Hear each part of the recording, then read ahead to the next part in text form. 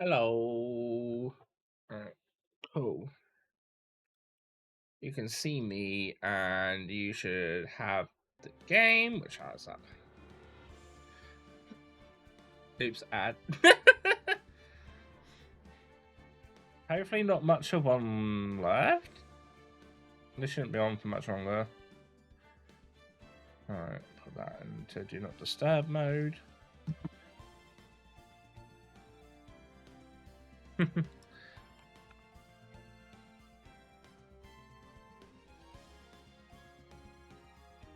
Alright, cool. But yeah, so ads are done.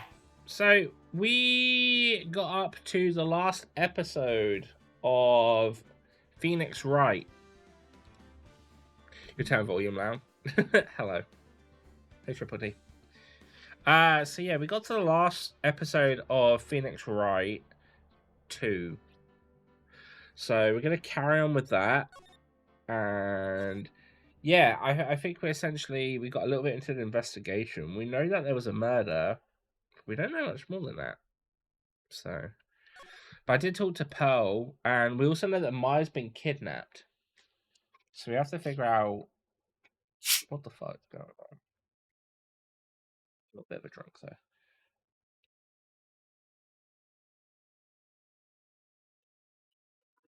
Ugh. Right. So let's go to the prison and see who this person is and what they know. We couldn't wait for visiting hours to start, so Pals and I came down early to visit one Nickel Samurai charged with the murder of Jamin Ninja.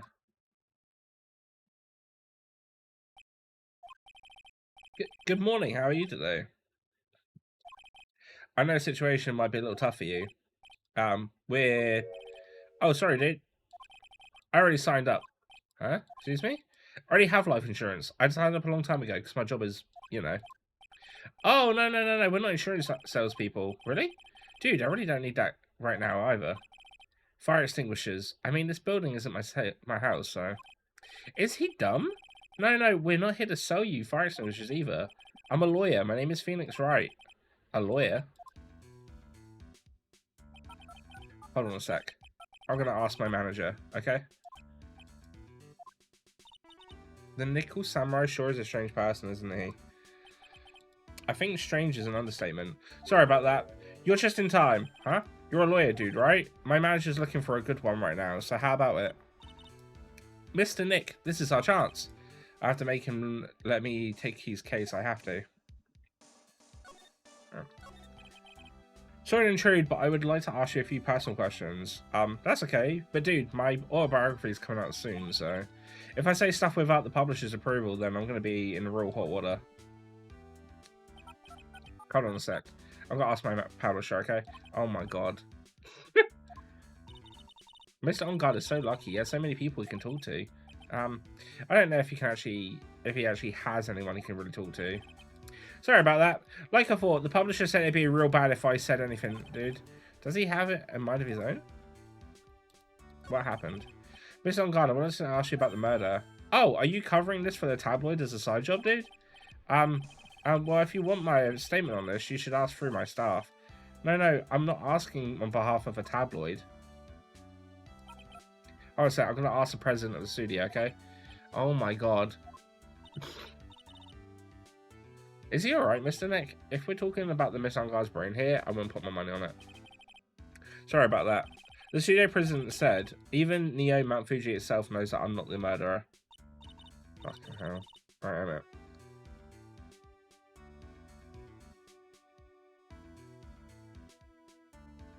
What's Neo Mount Fuji? It's a mountain in the city of Neo Tokyo, the city of Nickel Samurai protects. I should probably present him my badge. Mr. Ungard, this is an attorney's badge. Dude, I'm sorry, but I don't have the free time to be looking at things like that. Huh? I'm actually busy with the samurai stuff right now. I don't have the time to take a lawyer's correspondence course. Why does he believe I'm a salesman? Insurance then distinguishes now this? What's that? It's a ticket for the press conference. You were going to give one after the winning the Grand Prix, right? Huh? Me? Yeah, while you were in costume, no less. I never heard anything like that, dude. I only heard about the stage show. I always leave that kind of stuff to my manager. He didn't know. That's odd. Dude, I know I like to throw money around, but it's not like I buy everything and everything. That's nice, because it's not up for sale anyway. Mr. Nick, what are you going to do with that? I don't know yet, but I figured I could at least show it to him. Is that a transceiver? Hey, it looks like a real nice one too. I got it as a present from someone. Interesting. I've also been instructed to take your case. Is that what you heard from the transceiver? Yes. Dude, that's terrible. Don't let some disembodied voice boss you around. This is coming from a man with a cell phone on his wrist. Well, dude, I think it's about time for me to get going. Please wait. I really need to take your case. There's always people in need of a lawyer, right? Want me to introduce you to a few? Please let Mr. Nick represent you. Man, oh man. Lawyers these days. Now you dudes use kids to pull them clients too. If you don't take me as your lawyer, then the killer is going to... Wait, what did you just say? D-killer? D-killer? What's he doing? He looks like he's mulling someone over. Alright, dude. I accept your terms. Huh? I'll let you represent me in court. We did it, Mr. Nick. Yeah? I don't feel any better for it, and he doesn't look too happy either. Go ahead, ask me anything. I'll help you out as much as I can. Man, I thank my lucky stars that people know my name. Well, you're quite the hero and you're in the national spotlight. I didn't know who he was. Does that mean I'm not a good citizen? Ah, it's really great to be the samurai. Dude, lately I just keep on getting more and more popular. True enough. Then the samurai is very popular among high schoolers and secretaries right now. I guess Mr. On Guard has a way of catching the eye of the women. Do you know my name? Refreshing like a spring breeze, that's what I am. A spring breeze? That's why this kind of scandal is disastrous, dude. I mean, even if I get out of here tomorrow, it's still going to look bad.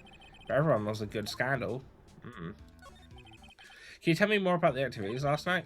After I got the award, I took a break and went back to my room. I had that post-ceremony stage show to do, so I was in my samurai costume. And you were alone the entire time?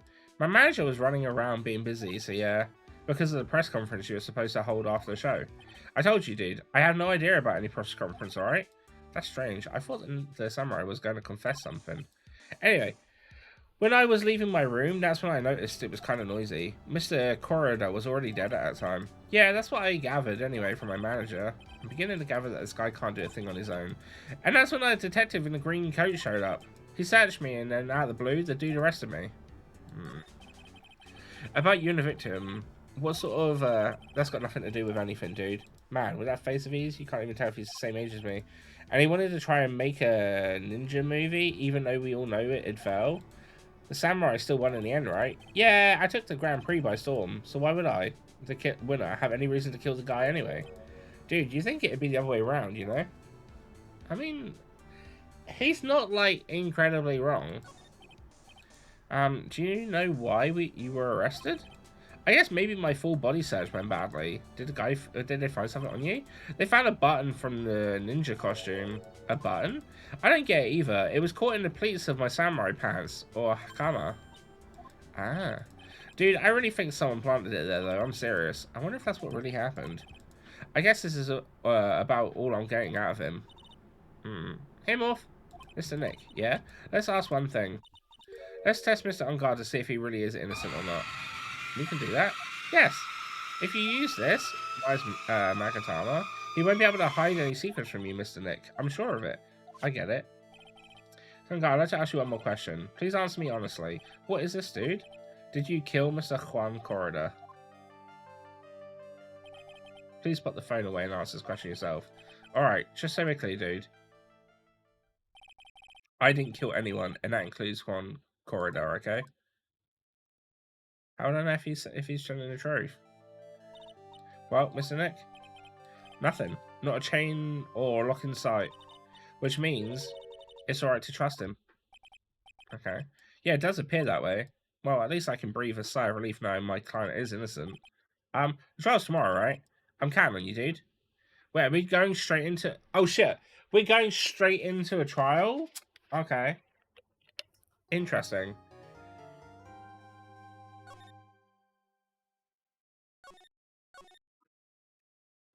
But yeah, how you doing, Mo?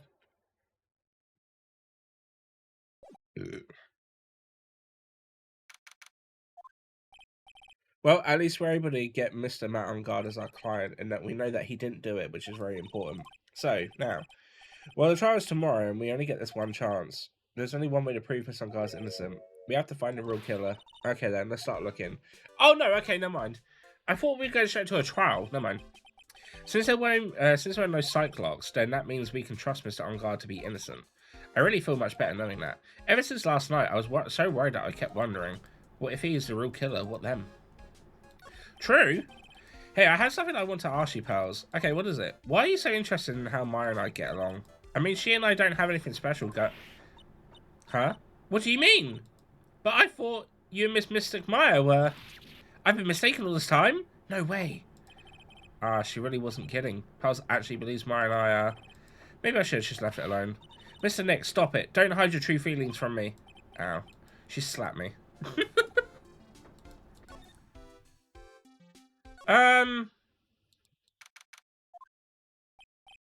The lawyer dudes, what did you find out? I'm still in the middle of investigating. I see, but I've already told you everything I know, dude. Yeah, I was gonna say, I'm imagining... Should probably do that. You're back, bitches? Well done. Welcome back. How did the doctor appointment go? What happened? Can you tell me more about your activities last night? I forgot the water to break my to my room. I had that post-ceremony stage to do, so I was in the nickel costume. You got all those that time. My manager was running around being busy, so yeah. Because of the press conference you were supposed to hold after the show, told you it's like, okay, yeah. Anyway, when I was leaving the room, then it sounded like it was kind of noisy. It was already dead at a time, yeah. Okay, so that was the same thing. And this is exactly the same thing as well. Okay, cool. Right. To the hotel lobby. It was just pain management. Is it because you mentioned that was it the recovery's going a bit slow, or am I mistaken with that? Hey, what do you think you're doing? You can't come in without. Good morning. Hold on, it's you. What is going on around here? Poor Juan was killed. Is that true? It's a bad rerun, is what it is. Another still samurai doing the most of evil deeds. Broke his double ear infection and took him to the doctor. You know, that's not entirely. I'll have you know, I was a huge fan of Juan's. Why oh why do all the stars I'm interested in drop one by one like flies? It's always been that way, ever since I was a little girl. Oh, she's gonna rattle on for a little bit. Oh, actually, I wanted to ask you about the murder and what happened. Don't push me, boy. Mr. Nick, I couldn't hear everything she said because she was talking too fast. This old bag, could you please speak a little slower? Don't boss me around, you spiky head smile pants. Rat-a-ta-ta-ta-ta-ta. My dear Hammer died a year ago in that dreadful murder, and only recently did I finally find a star that makes my heart go badump again. I don't know what to say. I ask you, why does every star I cheer for always end up kicking the bucket? I'd watch your words. No one's going to get away with saying anything bad about my Juan. But I haven't said anything. Well, I don't believe a word that woman says anyway. Huh? What woman? That irritating backwater girl with an afro and a horrible country accent. I mean, what is that manner of speaking supposed to be? And where does she never stop? No, separate issue. Neither is its own thing. Good Drive Nice game seems disturbing. No, it's a lawyer game. We're solving crimes. Pose, are you thirsty? I'm a little. Okay, I'll go get you some juice or something. Thank you very much. Hey, are you paying attention, youngers, today? So I'm guessing Miss Old Bag had everything from Lotta. Yeah. I want to ask you about what happened during the time of the murder. I don't know anything about that. I was here getting ready. Getting ready for what? The show, of course. That old lady, though? Yeah, she's something. She was in the first game. So it's quite interesting to see her back in this one. And a press conference afterwards. Cue mysterious music for the magical press conference. Anyway, I don't know anything about the murder. I see. But if you're talking about what I saw, that's different. I saw it very clearly. What? I saw the most important moment of the night. What did you witness? The most important moment? You don't mean... Oh, so now you treat me with respect, you disrespectful child. When you speak to your elders, you should always be polite. Really, kids today. Please tell me, what did you see? She's gonna have a fucking lock, isn't she? Oh my god, she's got so many locks! The murder last night was gruesome, wasn't it? But then, what murder isn't? Please don't stray onto another tangent, please. If you want to hear more, then show me your respect and bring your list lady a present. Okay. Have I fit delinquency? Okay. My measurements. No, I don't want your measurements.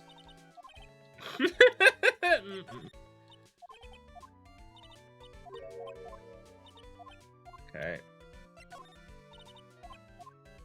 Right, okay, so she has nothing more to say, and we need something to present her that will break the locks.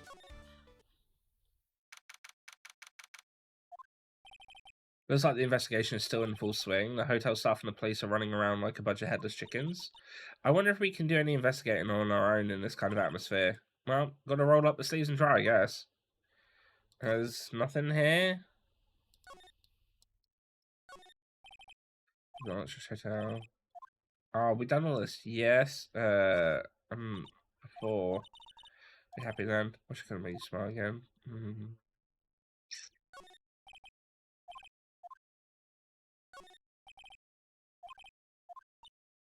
I need a second for a second.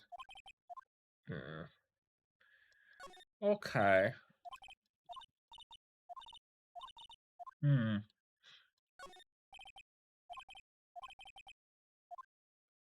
Right, okie dokie, so should be able to move again. To the hallway. Hey, you're here. Been waiting for you, Mr. Lawyer. Blotter. Hey, Mr. Copfella, the thief showed his face. What? Arrest him, put him on trial. Find him guilty, give him the death penalty. What's wrong, Blotter? Are you feeling alright? Looked here and there and up and down the mountain, but it ain't here. So why don't you gotcha hurry up and give it back to me, you creep? What are you looking for? My camera! Camera! It's my lifeblood. I'm gonna die without my $700 camera. Your camera? Look, don't lots of people say the criminal always goes back to the scene of the crime? And looky, here you are. Yeah, I'm here faced with a lot of trouble. Huh? Oh my god. I was half in front of the dressing room, but what are stuff bears doing here? Dressing wasn't me, I tell you, I give you my word. But I get the impression Lotta's helped herself to one of them. Go to the flowers on the other side of the hall. These are much more gorgeous. Let's see. Record companies, fan clubs. Yeah, I done all this as well. That's enough to lend a helping hand. Secretly, of course. Paper what's this one? Yeah. Got something had gone on that night, but I didn't ever think it was murder. A piece of paper taped to what says Matt. Yeah. See if it went in the corridor. We didn't have to pass through the hallway.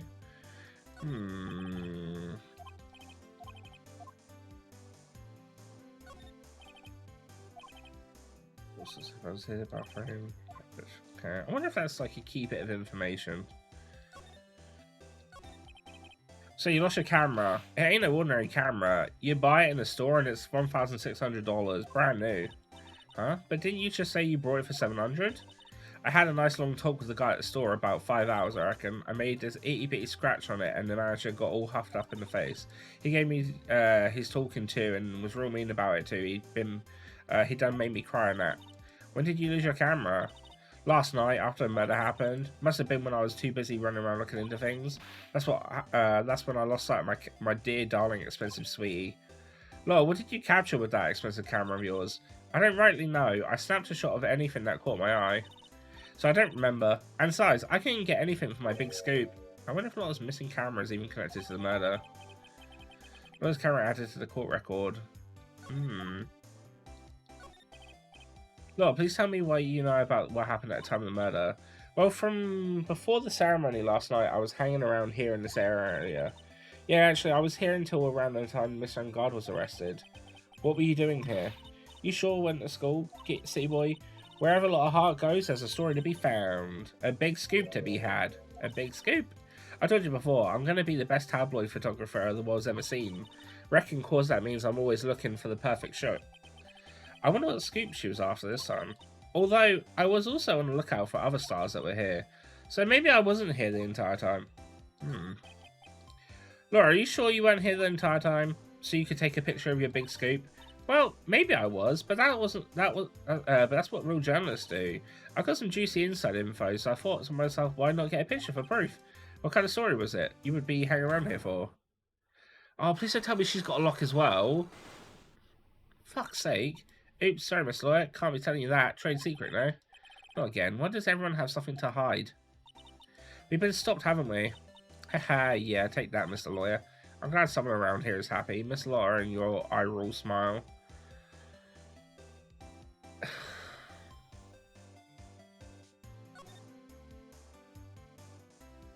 Alright, we've got 2 rooms that we can check out. Where are we? We're in Mr. Unguard's dressing room. This is our client's room. May I help you with something? Who's this? You're Mr. Unguard's lawyer, correct? I gathered as much. I also looked for lawyers on my end, but to no avail. How did you know I'm his lawyer? You were just saying that he is your client. In a situation like this, the only person who would use such a word would be his lawyer. Wow. That's a simple deduction, really. The trial is tomorrow, and Mr. Unguard's situation is looking rather grim. So you came here, one stop in your mad dash to find clues to build his case, correct? Well, you're not totally right, but you're not totally wrong off either. It's really not the time to be shown off, Mr. Nick. I'm Adrian Andrews. I hate to waste time, so let's get down to business. Alright? She may be a small stature, but appearance can be deceiving. Alright, let's examine. That's a bedroom over there. That's a bed. Wow, they have really big beds here. There's some samurai-looking clothes on the sofa here. I think that jacket-looking thing is called a happy. Wherever it is, I'm sure something like that would make a great souvenir. Maya would be absolutely thrilled.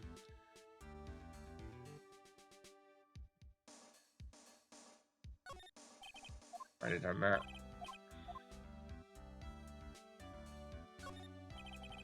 There's a giant bone sitting on the plate. I don't really like meat. There's something weird about this plate. I just wish I could put my finger on what it is. Looks like dishes left over from dinner, a dinner or 2 of that. I'm sure they're Miss Unguard's and Miss Andrews' plates.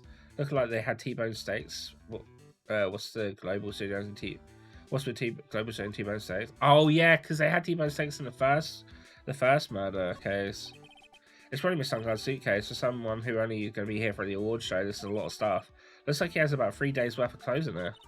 Stars really are different from us, aren't they? Yeah. Yeah. Not the matter. I assume the first thing you need to know is what everyone was doing that night, correct? Yes, that is correct. Then I will tell you. Before the award ceremony, I had dinner with Mr. Ungard. In this very room, I might add. Dinner? What did you eat? I told you, I hate to waste time with trifling details. If you take a look at the table yourself, you wouldn't need to ask me. I bet she's a lot of fun at parties. When the award show was starting, I headed for Viola Hall. Then after the show ended, you came back to this room. No, I had some small errands to run. I helped with the preparations in the lobby. Oh, preparations for the post-ceremony show, I guess. When it was time for the post-ceremony show, I came back to call for Mr. Ungard. After that, I went to visit Mr. Corridor, and that's when you found his body, wasn't it? You really held strong for everything. Yeah, she does seem to be mentally tough as nails. So about you and stop right there. You aren't seriously about to ask how we are related, are you? Sorry? I have no idea how he could have chose you as his lawyer. Why does she have to go and say something like that? Mr. Nick, calm down and hang in there. I'll give you a shoulder rub to relieve your stress later, alright? I already gave you my name earlier, but I'll add that I'm his manager. His manager? Speaking of managers, did the victim, Mr. Corda, have one? No, he did not. He didn't? Global Studios has a very different policy from Worldwide Studios in that Worldwide Studios does not assign individual managers to their stars. I see. His industry is very ruthless and unforgiving. Actually, you look quite ruthless and unforgiving yourself to your porn partner. Dragging a little girl like here to places like this, honestly. You're wrong. I'm doing this to help Mystic Maya. Pals, calm down and hang in there. I'll buy you a juice later. Alright? Alright, actually about this, told you I hate traffic matters, wasted time to show things that are relevant to me. Okay. Okey-dokey. You were the one taking care of the arrangements for this press conference, right? Yeah, that's right. But Mr. Ungard said he didn't know about it. Is that what he said? Huh? Actually, I didn't know all the details either. It was a request from the publicity department. All I did was help out and do what I was asked. Oh, I see. I wonder about that. I wouldn't take her to be the type of person to do something without knowing the details. Yeah.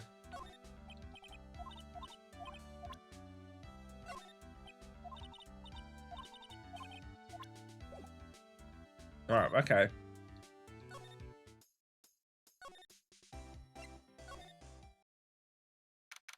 I mean, that's a lot of bears. That's a lot of bears.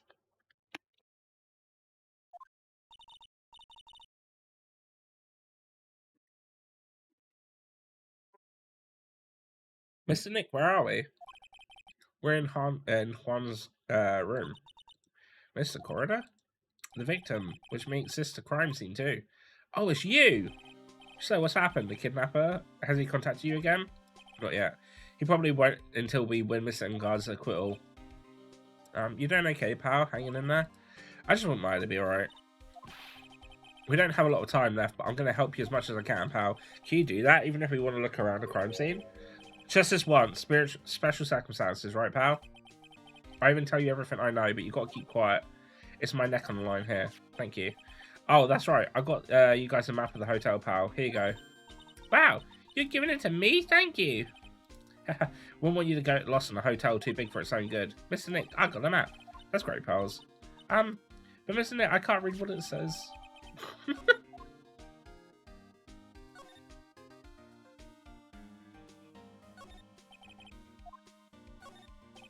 There's all sorts of things in this refrigerator.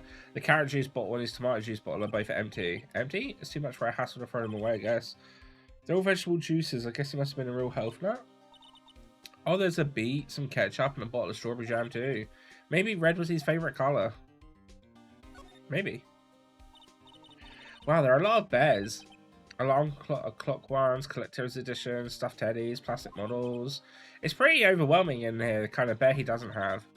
There's even a few in the trash can. Yeah, I get a feeling that maybe the guy didn't really like bears. Poor teddies. It's hard to bear with all these problems. Oh my god.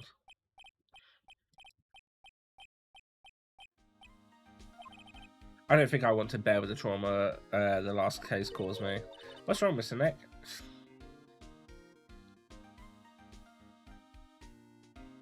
that a random rice cooker?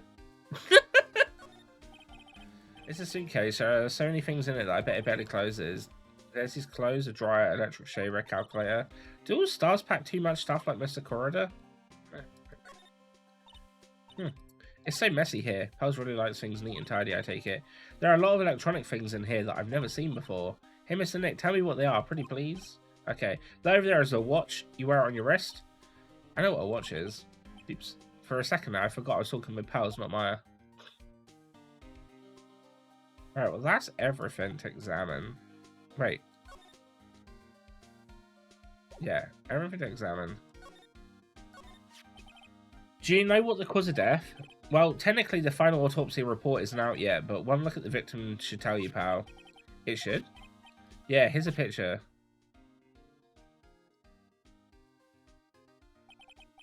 There's a knife in his chest. Yeah, but that's not where the knife is isn't really a place where you would die. Yeah, pal, there's a murder weapon. So he was stabbed to death? They're looking at the fingerprints down at lab right now. There are fingerprints on a knife? Yep. And it looks like they're pretty sure they're Mr. Unguard's prints, pal. That's bad, real bad. Wait, maybe that's why. Was there a utensil missing on the plate? Why was Mr. Unguard's arrested? Because we had evidence on him. Evidence? It looks like the victim really put up a big fight. Yeah, whoever stabbed him was clueless. Apparently, yeah.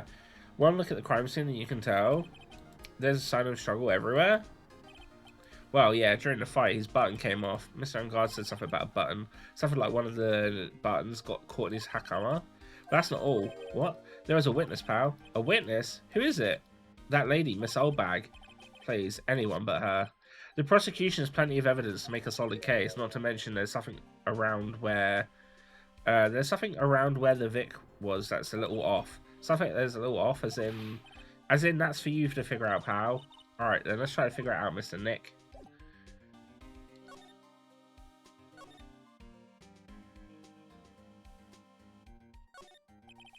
Looks like Mr. Corridor had dinner last night. This bottle is tomato juice. We had a lot of food at the award show last night, but I wonder if the stars had gone off stage and eaten a meal like this.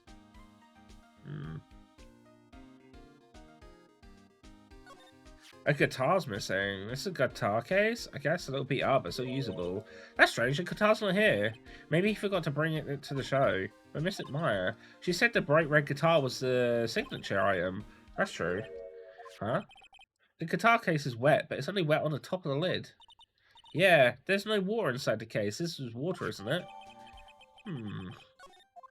Okay. Bottle of cosmetics are scattered all over the floor. This is probably where Mr. Corridor fought for his assailant.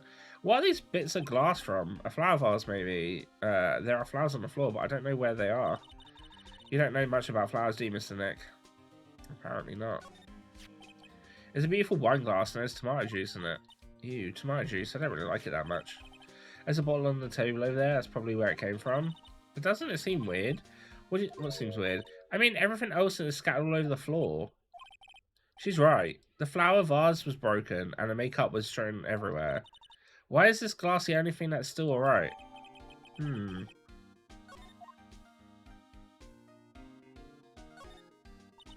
That's a bed, right? Yep, it's big, but it's a bed. Ah, Mr. Nick is so soft. Big beds must be a rarity for her.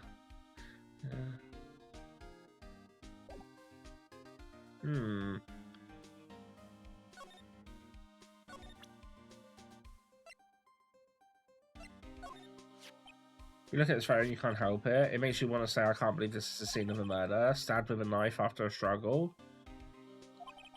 A clue is sleeping in the photo somewhere, I know it.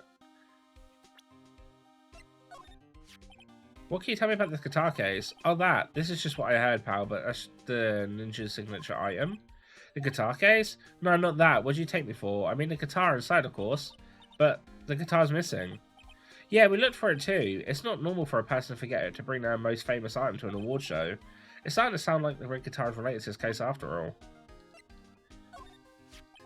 So about this wine glass. Ah, so you noticed it, pal. The whole crime scene was a mess, but this glass was the only thing that was untouched. You noticed that too? No, actually, Miss Von Karma noticed it first. Yeah, Pal's noticed it before me too. Hey, wait a minute. So does that mean Miss Von Karma's here at the hotel? Yeah, she's around. Man, you're gonna be in so much trouble. Especially if she catches you in there. Well, you can bet the instant I'll see her, I'll be running the 1,000-meter dash.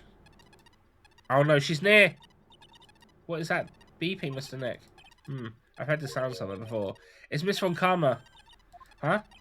For some reason, whenever I hear that sound, she pops out of nowhere and whips me. Come to think of it, that's exactly what happened the last time. So, sorry, I've got to make myself scarce. Later, pal. Ow! At last, you reveal your true nature, Mr. Phoenix, Wright? Oh, would it be too much to ask for you to be nice to me for a change? So, you're the type to steal information from pitifully helpless detectives. It's very dishonorable of you. Ow. Hey, don't you dare run away, scruffy McTrenchcoat. Ah! I didn't think the detectives of this country could be this pitiful. Ah! Detective, come over here for a second.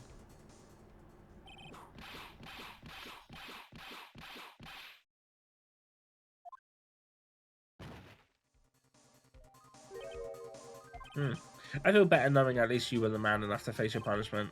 He was so scared, he just froze up on the spot. Mr. Phoenix, Wright.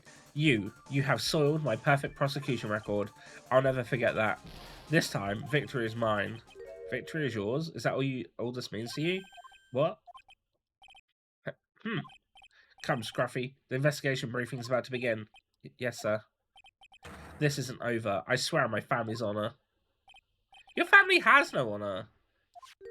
What did you throw at me now? What's this? Well, I guess that means I've got to get back to the precinct now, pal. If you ever need me, come down to Criminal Affairs Department, alright? And if you can, try not to let Miss Von Karma see you. Okay.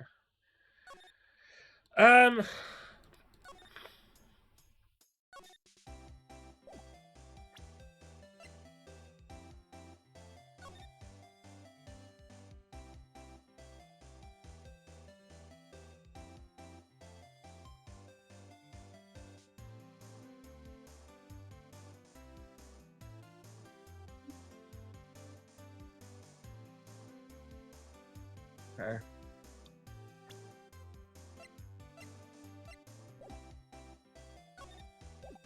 Alright, can I,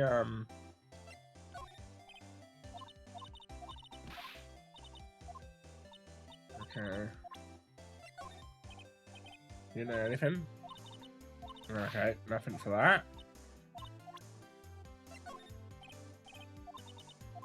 No, nothing on that.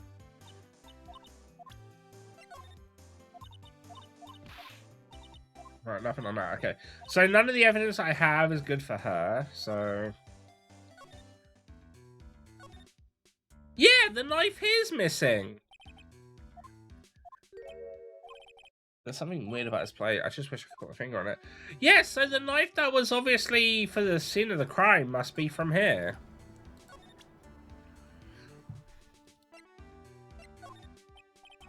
That's about this. Electronic matters. Okay. Matters. Right.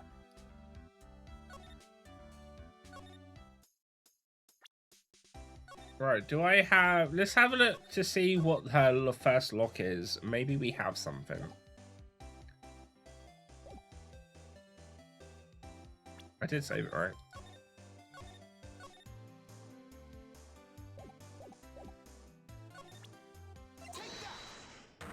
Alright, let's see if I can do anything with her psych lock. Probably not, but I'm gonna have a look.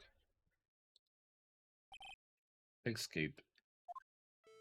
Will you please answer my questions? On the night of the murder, why were you loitering around the victim's room? I told you, didn't I, for my scoop? What I want to know is what are the details of the scoop. That's not something I can tell you. I mean, there's a...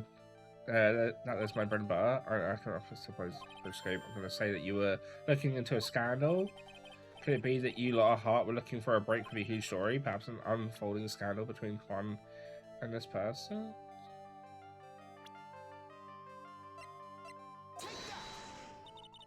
What the heck is that? You think it's jealous?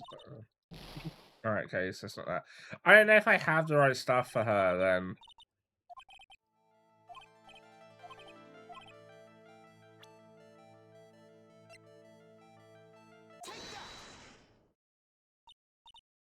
This woman. She's Adrian Andrews, Matt Ungar's manager. The Nickel Samurai's manager caught secretly meeting with his rival, the Ninja. It would be the hottest story of the season, wouldn't it? Oh, you're pretty good at this guessing thing, Mr. Lawyer, but you can't just make up an old thing and think it'll hit the papers. You gotta have backup.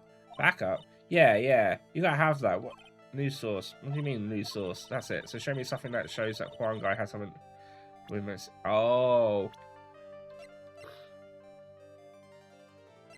I mean, I don't. Okay, so maybe I shouldn't have done. Maybe I can't do this yet. Alright, okay, that's fine. That's fine. So we can't do this yet because we don't have that.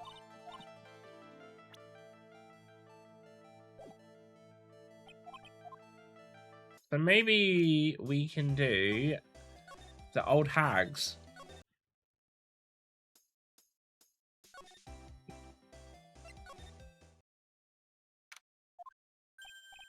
Oh, Mr. Wright, how are you? Oh shit, never mind. Mr. Powers, what have you been here the entire time? Yeah, people connected to the murder aren't allowed to go home, let alone leave. Can you tell me a little more about the Samurai TV show? Okay. The Samurai is an action hero program aimed towards kids. It's the sequel to the Still Samurai. I see.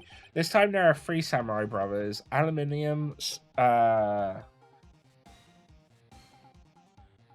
Tin, and of course the Nickel Samurai. It's a love Y in the old Tokyo. I see.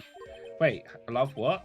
A love Y. This girl's Sayo works at the tea shop, and all 3 guys fall for her at the same time. Oh, I guess the Y shape is like the 3 brothers colliding over one girl. Anyway, Sayo is actually the daughter of the evil Strawberry Clan's leader. Sounds like an unusual situation, like Romeo and Juliet times 3. Yeah. Strange thing is, the sort of forbidden love story is really big with the office ladies. Yes, Pearl? What happens next? I want to know. Miss Sayo, does Miss Sayo fall in love? She does, doesn't she? Every Sunday at 8 AM. I'm going to stop watching Kids Masterpiece Theatre starting this week. Can't believe she's really considering it. So what's the Ninja TV show like? It started off from a remake of an old movie, to tell you the truth. The Ninja, like the Samurai show, is geared towards kids. It's a sort of a ninja who can't scale a wall but became a big pop star anyway. What? He was really lousy ninja. Absolutely couldn't do any ninja things right at all. But boy could he sing. With his trusty bright red guitar in hand, he took the ancient world by storm. A ninja with a bright red guitar? And then the final fight in the front of his beloved Princess Misala. Jamming versus the Muromachi 5. Suddenly, our brave hero catches a not so jamming cold the night before Battle 3. Oh, that's too bad for him. Yeah, but this kind of pop music based love story is something high school girls really like. Yes, Pearl? What happens next? I want to know. What happen? Will he be able to sing? What about the princess? Every Sunday at 8 a.m. Which show should I watch? Can't believe she's really considering it. Alright. Because that seems off. You mean a press conference? Yeah. He said there's something I'd like to confess if I win. I had he faxed a request for a conference to the office only yesterday. It's kind of sudden. But I guess his manager set everything up somehow, so he was lucky. Nice manager. Leave it a kidnapping. Do you remember what the person looked like who gave this to you? It was that bellboy, and I didn't suspect a thing because he looked like such a normal old man. He had a zip across his face. It's taking time to show it to me, but I'm gonna... Okay. That guitar case, that was Juan's. I'm guessing you've seen this case before? It's pretty famous by now. It stands out because it holds the bright red guitar. Bright red guitar, the ninja's signature item. But if the guitar is so important, how could he forget it for the award ceremony? It doesn't seem a little strange.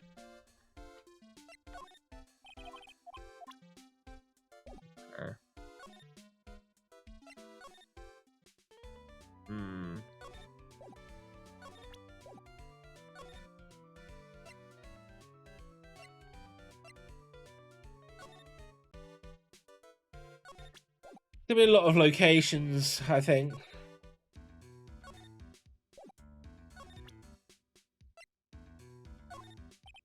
Yeah, no. Okay, it's fine. Yep.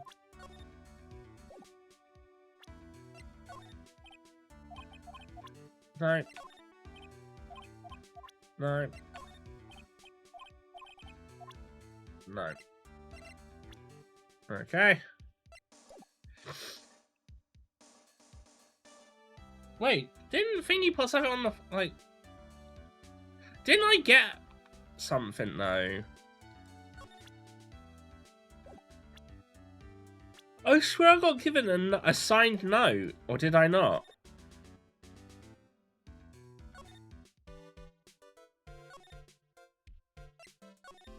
No, man, I need to go back to Juan's room.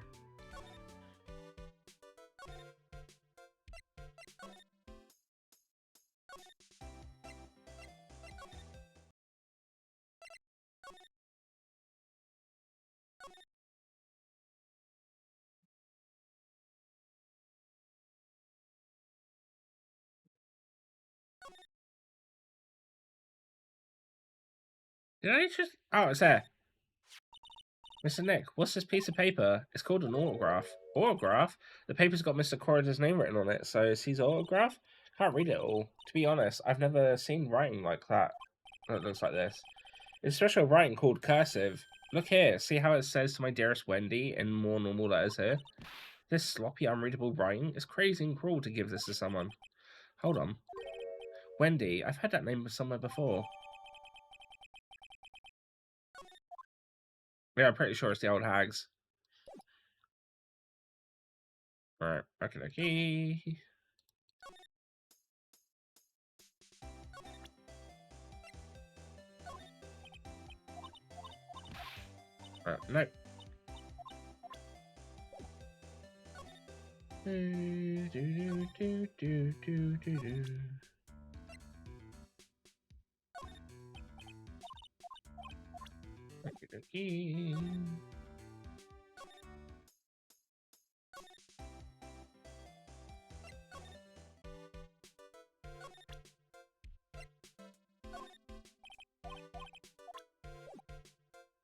Right.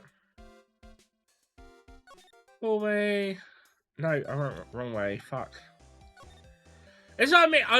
I enjoy this game, but fuck me. Some of the movements between sections could be so much better. Like, I just want a sidebar with all of them, and then you can just click it rather than having to do one after one after one.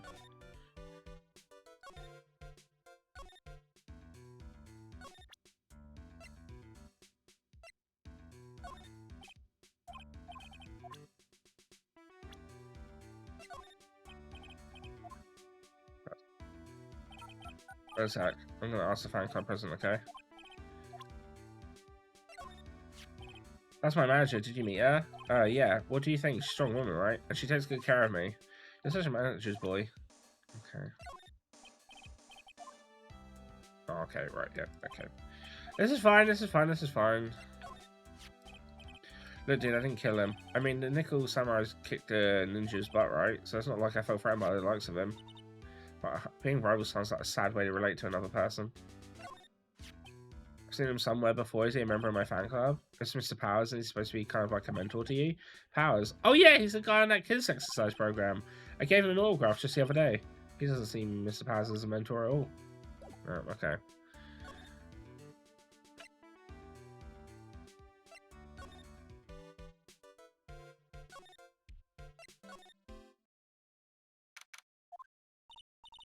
Doesn't look like Mr. Scruffy Detective is here. Great. Now even Powers is calling him Scruffy.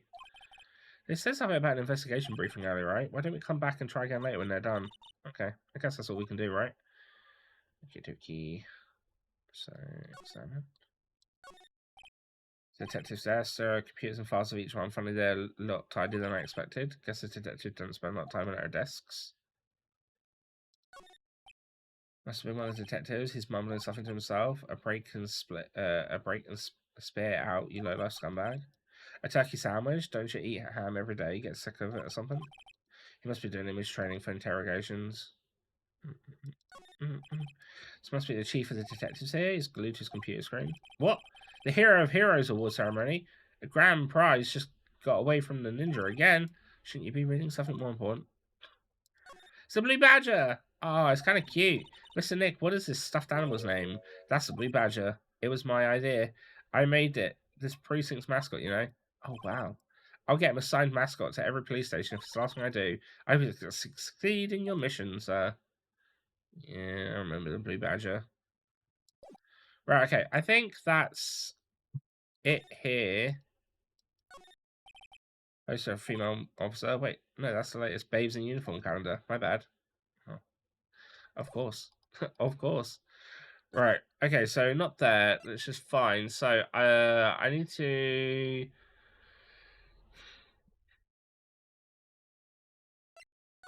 I need to start doing some profiles. Okay.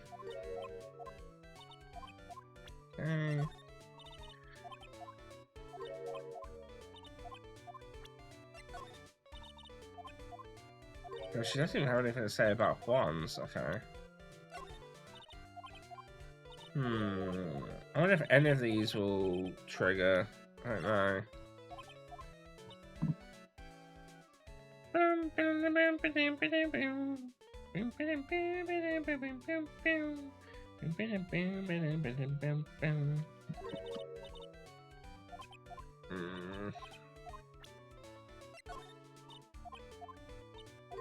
Really? Okay. Examine this room quickly. Cameras on discoveries, they'll basically doing the same thing as staring at the empty stage. Staircase. Post ceremony stage, I'm sure there's supposed to be a press conference, but God didn't seem to know. Has the person who's supposed to give a conference not know about it?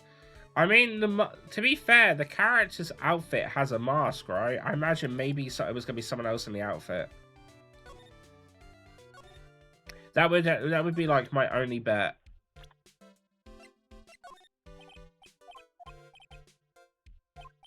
Sorry. He debuted around the same time as Matt and everything, you know. Really? It started out small, fast with singing contests and swimming competitions, and it was bowling tournaments, and then it was who could throw the best. New Year parties, one was always trying to one-up Matt, but lately those two were escalating to more and more dangerous things. I thought that no good would come of it all, so I began to worry. Too bad Juan's story ended so soon. Much younger than me, but you can practically see his star potential. His star potential? I got his autograph the other day. Feels kind of wrong now, doesn't it? I don't care what people say. Matt didn't kill Juan. I know he didn't. I don't know.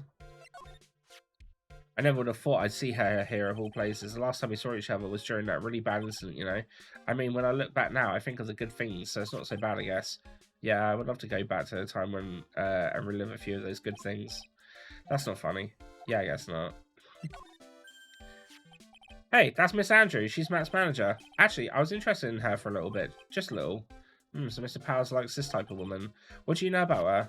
Well, see, here's the thing. I don't really know her, you know? There's sort of a small rumor going around about her right now. A rumor? Ah, if you're interested, I'd be glad to show what I know. He's so happy, he looks like a lion. He's just finding his next meal.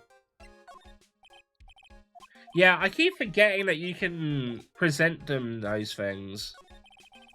Would you mind telling me about this gossip? Ah, so you are interested in that. I figured you would be. Yeah, I have such a weakness for celebrity gossip too. Oh, really? You too? Yeah, so take a look at this. There's like a tabloid Miss Old Bag would read. Alright, let's see here. Jamming Midnight Rendezvous. To the mysterious yet beautiful manager to the stars, Miss AA. You see now, don't you? What?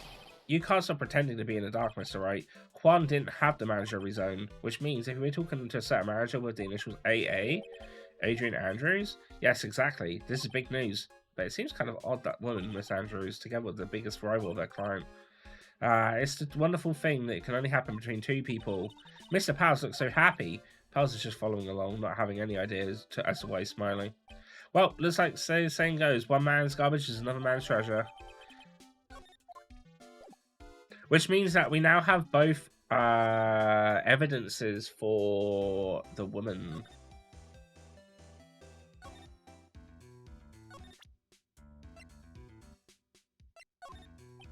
I'm not actually about this. Oh, actually won't. Okay, that's fine. That's Mr. Will Powers. He's an actor contractor with Global Studios. He's a very nice man and a man with a good heart. But that's all he is and ever will be. Damn! Society doesn't care about genuinely nice people, Mr. Wright. For a second, her face twisted in pain. I wonder if something happened to Mrs. Andrews. I'd like to ask you about this. Okay, she doesn't know then. Did you know the victim, Miss Corridor? Yes, I knew him. The world is such a small place after all. Did you know about his rivalry with the samurai? Honestly, they were like children when it came to that. Time and time again, those two competed with each other over the most trivial things. If either one of them wasn't so stubborn, then maybe no one would have needed to die. Needed to die? She must know why Juan was killed. I asked to become Mr. Ungar's manager. It's a pleasure to manage with his nice disposition. He does seem like a rather weak-willed man, always doing as he's told. He's always saying, my manager, right, Mr. Nick? No, she won't talk about it. Okay, Miss Howard's dropping him out, that's why. Okay. Right, okay. Why did she say... Well, why did she phrase it like that? One of them wouldn't need it to die. That's kind of weird, right?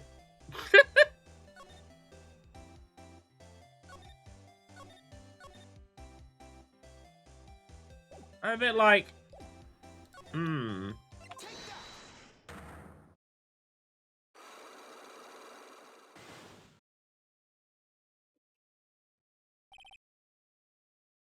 Right.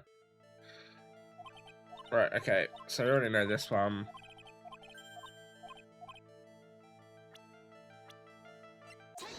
Boom. This woman. She's Adrian Andrews, Matt Ungar's manager. The Nickel Samurai's manager caught a secret meeting with his rival, the ninja. It would be the hottest story of the season, wouldn't it? You're pretty good at this guessing thing, Mr. Lawyer, but you can't just make up any old thing and think it make the papers. You gotta have a backup. Backup? Yeah, you gotta have that. What's it? News source?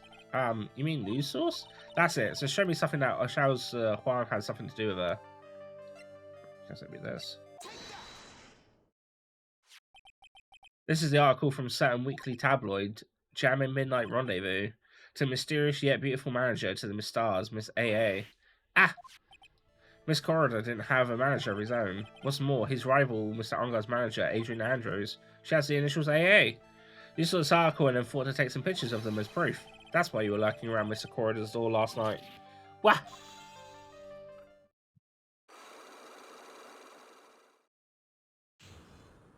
Unlock success. You were looking into the affair, weren't you? You got it. I was going to get myself a scoop by catching him in a secret meeting, but there's already an article about it in one of the weekly tabloid magazines. It's no longer breaking news. What'd you say? Her initials are AA. What kind of vague thing is that? There ain't no proof of nothing. People are going to want to see raw proof. Well, at least I do, so that's what I was doing, getting photos. Oh. I'm going to whip up to the reader's interest with some gossip and a little misleading, then spice it up a little and have myself an exclusive story. Wow. Nice journalistic integrity you got there. I already finished writing up my spicy article, you know, but the paper I wrote it on, my note to myself is gone. Your note to yourself? It was inside the case of my $1,600 camera. They're down the runoff together. I came here for my big story, didn't come here to how my treasure disappeared on me. Yeah, I understand. It's enough to make a gal go bonkers, I tell ya. What's with people now, anyway? I never thought I'd see the day when someone could steal something from me. You want that note back, huh? I've got no idea what they do. The story on the note's probably a bold-faced lie. Let's come around to the court records. Okay. Right, we've got ads about to start, so I'm going to take a quick BRB while they're playing, and then I will be back with you in a couple of minutes. So see you in a minute.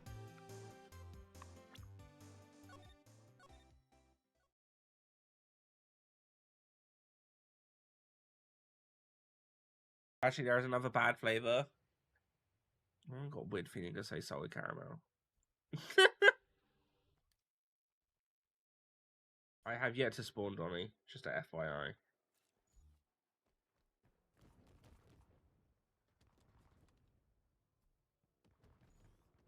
Oh, if it's based on American? Is it bacon? Is it a bacon shake? Bacon what? I don't know. Jester said it's very American. Yes! Oh, I got it! Oh, You know, because America's fascinated with having bacon-flavored fucking everything. Come here! Come here, let me rub you! Pin him down, Casey! Oh, touch me! Touch me! Get him! Yes. Oh my god. Mm. Okay, breathe. You're fine. Kick the pallet, come on!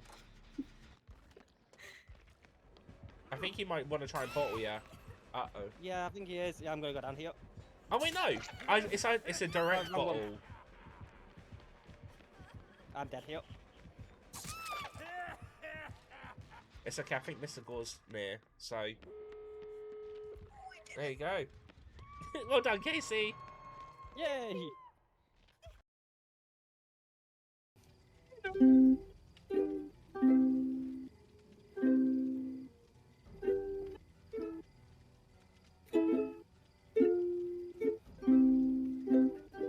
It's so out of tune. Panda's back is just listening to you play the I did say hello. I didn't hear. Oh, Yeah. hello. Hello. I was like, hello.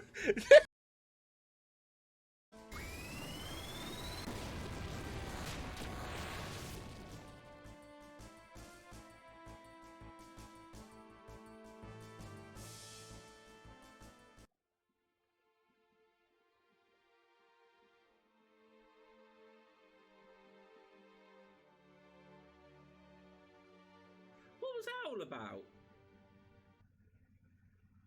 What the fuck? Wait, there's a hat for KC here.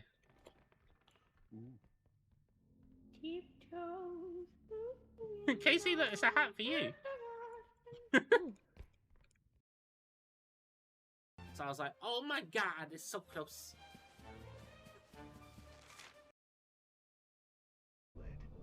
downtown, his office. But you ain't gonna get him. He knows you're coming, freak.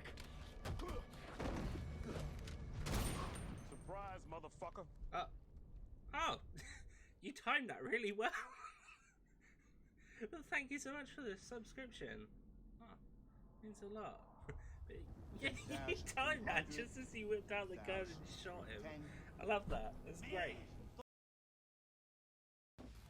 Okay, Obby. Okay. Strike a pose, Panda.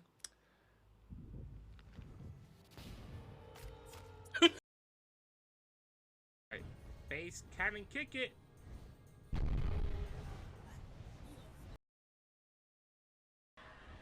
Wait, no, no. No! Ah, fuck. I wanted to touch her. Wait, that sounds inappropriate. As in, to see the memories.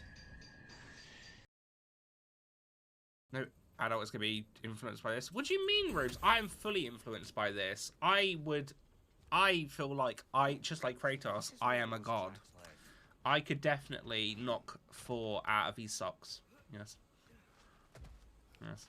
This game has influenced me to believe that.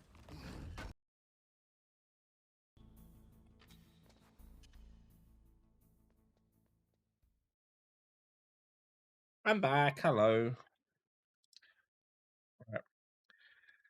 Okay.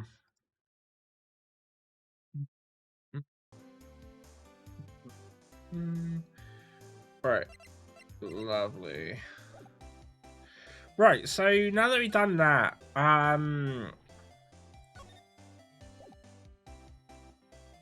mean, yeah, the only evidence is a camera case now that we got from that, realistically. So I got a feeling we can now do this, maybe. But for now, I just want to go check maybe back with the article thing.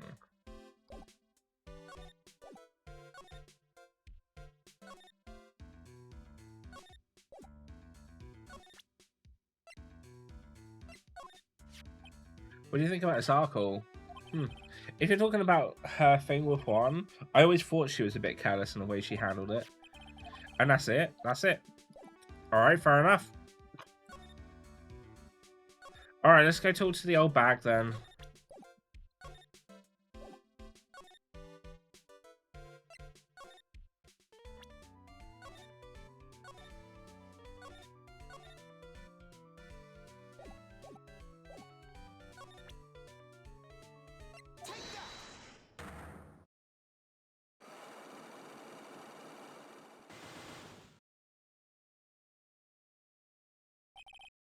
You witnessed. Alright, I'll be honest with you for now. Then please, tell us what you saw. But, oh, what a waste. And here I have a perfectly good chance to have a little fun at Younglin's expense. I'm a little devil after all. Doesn't that imply you aren't a good person? I'll give you what you want. This. That's it! That's Juan's autograph! Yeah, it is.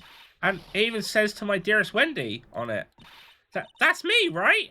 Right? My name is Wendy Oldbag, so that Wendy has to be me, right?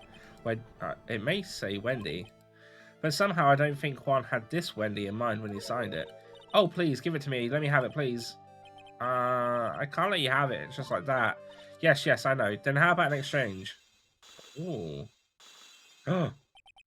Wow, she must really want this autograph. My offer isn't good enough for you? Fine, Miss Wright, you win. Wendy Oldbag ready to open up her heart for my dearest Juan.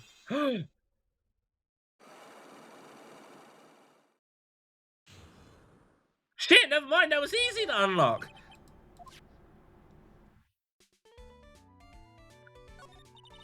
I feel bad for you now, huh? I tell you, I saw him that night.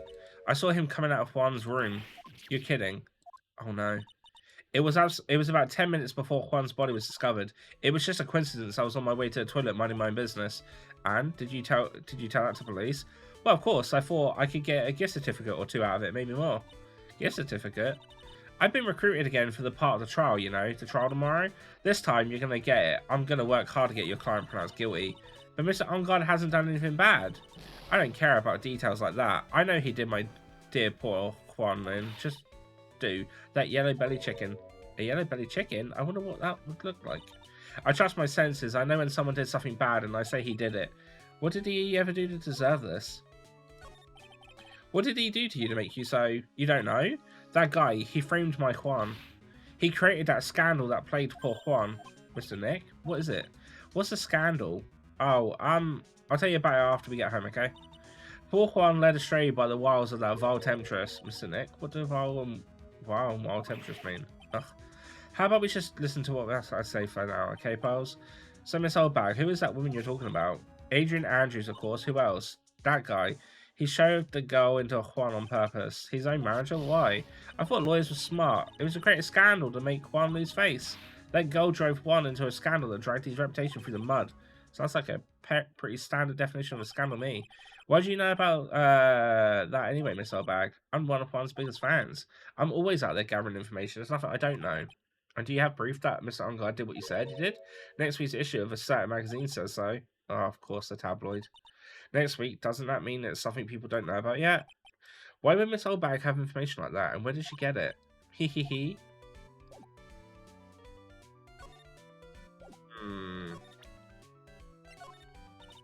I have anything to say, okay.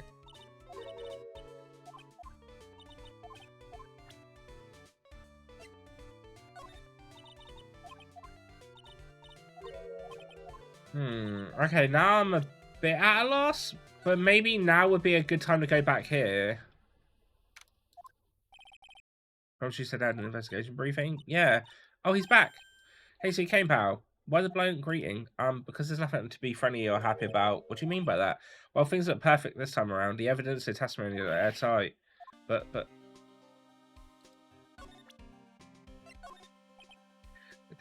If it... See if that's going to be a ring of power. In there. I mean, my neck is a joke, but yeah, ask me if I'm exactly to do with case for only, alright? Okay. Pretty interesting bit of gossip ourselves. Scandal this corridor, why? Well, 2 years ago, a woman committed suicide. A suicide?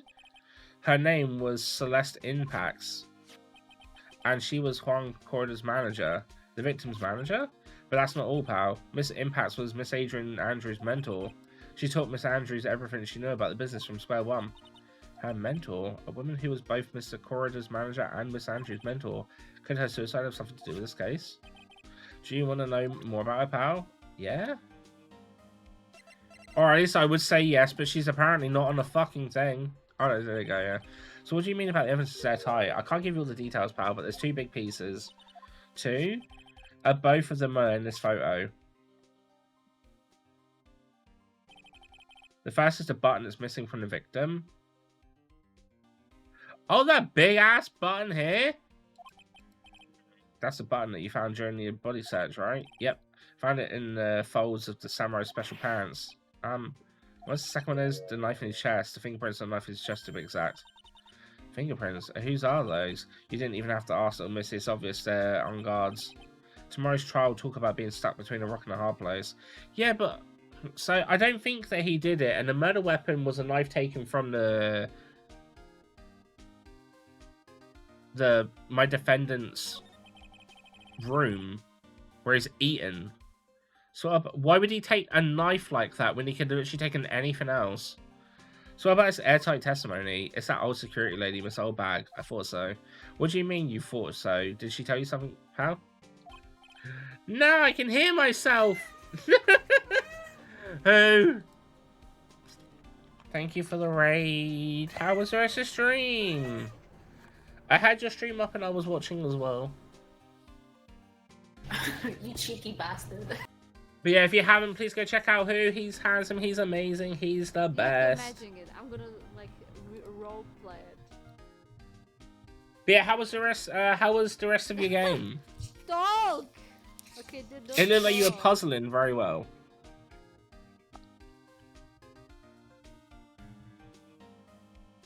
Oh my god, it doesn't even have subtitles.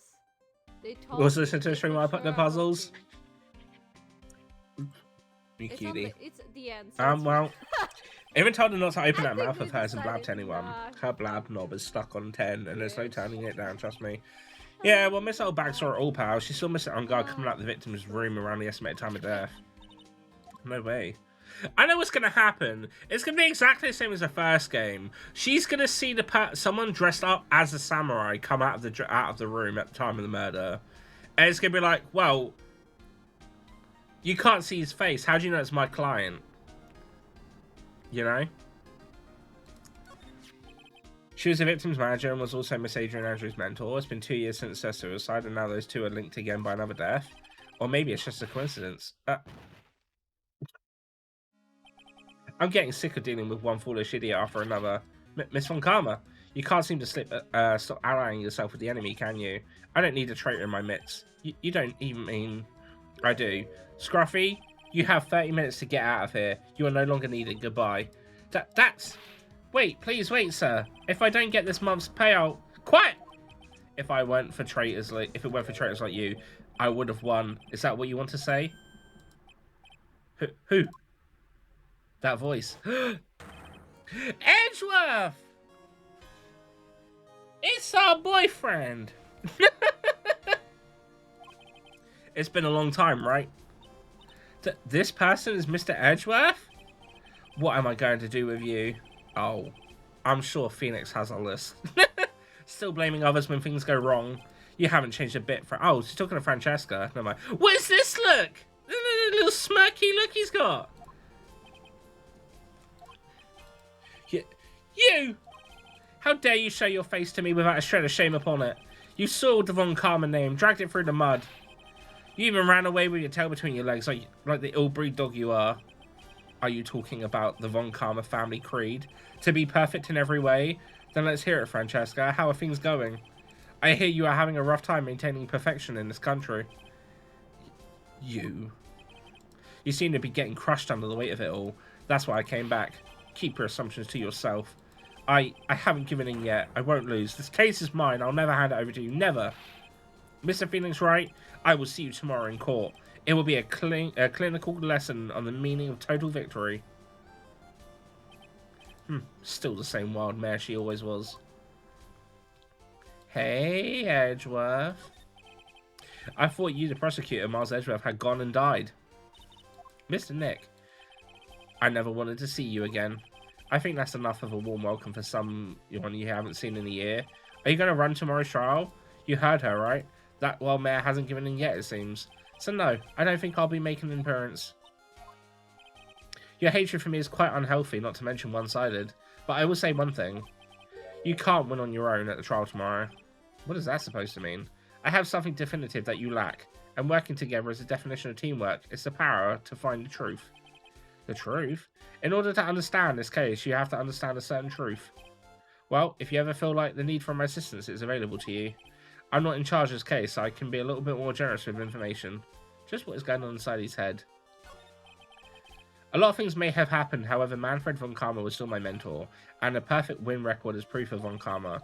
1 year ago, you could not establish guilt in a few cases. Are those losses the reason you suddenly disappeared from the prosecutor's office? Did you leave because you had lost your perfect win record? To think your motivation for prosecuting trials was so selfish. It had been better for everyone if you'd never come back from the dead, Edgeworth. Jesus Christ, we're fucking mean! I see, then let me ask you something. Why do you stand in the courtroom? What is your reason? Well, with Francesca, she almost always says, I will defeat you this time, the instant she sees me. But the courtroom is not a personal battlefield for prosecutors and lawyers. I stand in the courtroom to defend my client, to save their lives, to save your client, you say. Those who think only of their own ego-driven goals, those kind of prosecutors are reprehensible to me. Even if you're a prodigy, or someone like you, Edgeworth. It looks like there is still a lot in you. You have a lot to learn. A lot I have yet to learn. Me? Well, that's enough for now. The time when you will see is coming soon enough. Okay. Okay.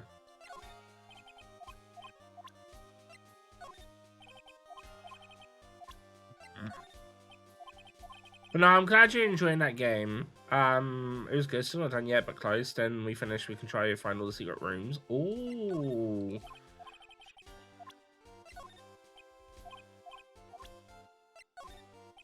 I do love seeing you play those games. It's always good. Okay. Yeah, I'm not interested in that. Okay.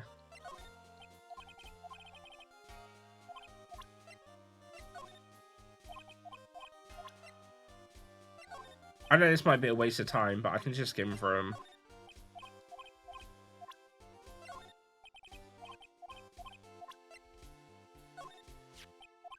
Just I mean, you mean the one about the Miss Andrews getting close to him? But that's pretty common tabloid fare, isn't it?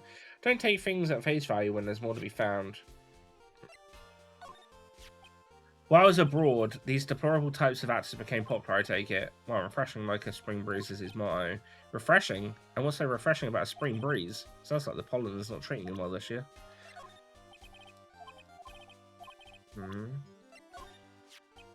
Adrian Andrews. She holds a large secret within herself. A secret? You can't help but feel this whole case revolves around her.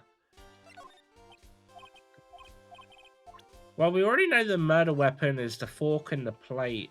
Fork from the defendant's room. This woman is another key to solving this case.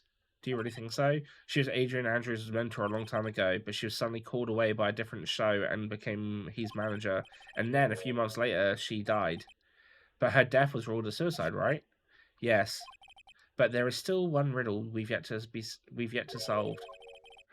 Her suicide note. It went missing. No one could find it. A suicide note. That's just vanished. Seems to be a lot of things going missing in this case, huh?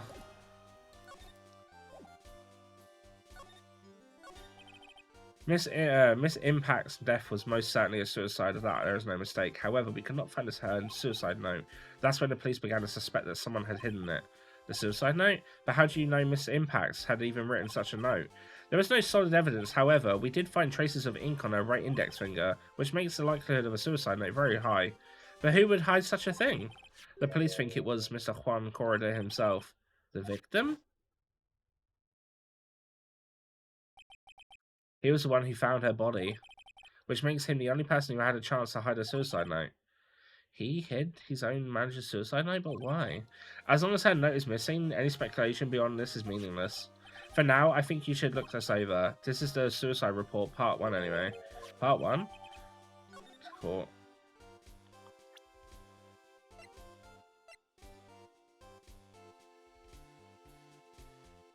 Oh, so I can't actually look at it. Okay.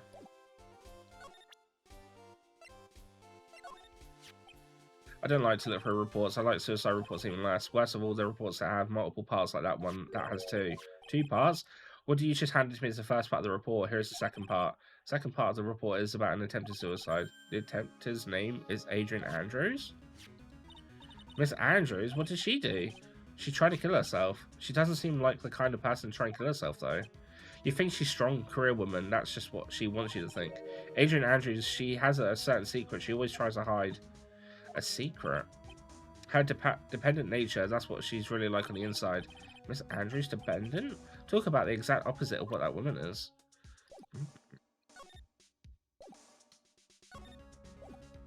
Oh, up top.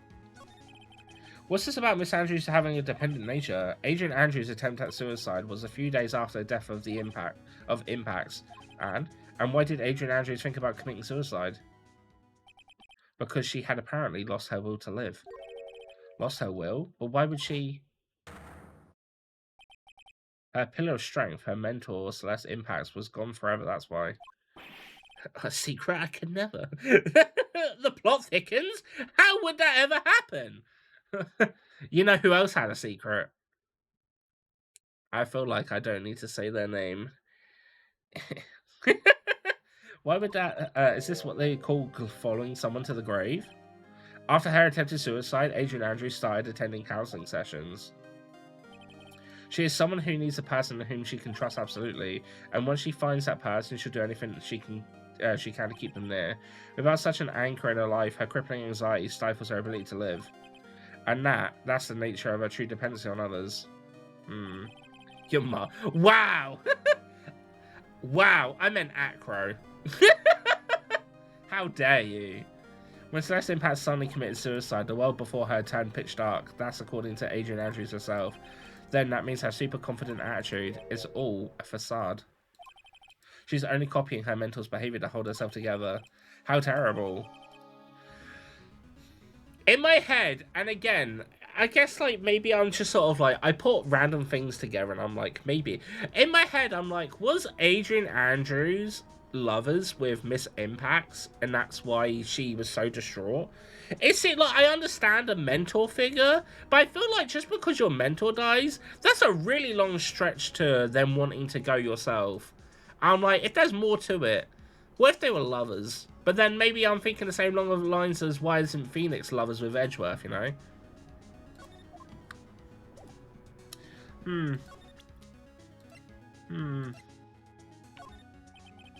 It's gonna be deceiving. It's such a cliche saying, but it's cliche because it's true.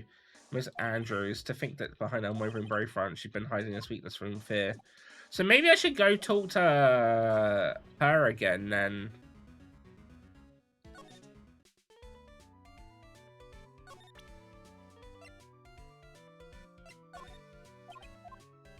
Yeah, she's not gonna have anything to say about this, is she? She's gonna try it just in case. Would she have anything to say about Edgeworth? No, okay. So, I know for a fact that there's a game about Edgeworth. And I'm wondering, is that supposed to be set between in between these two games?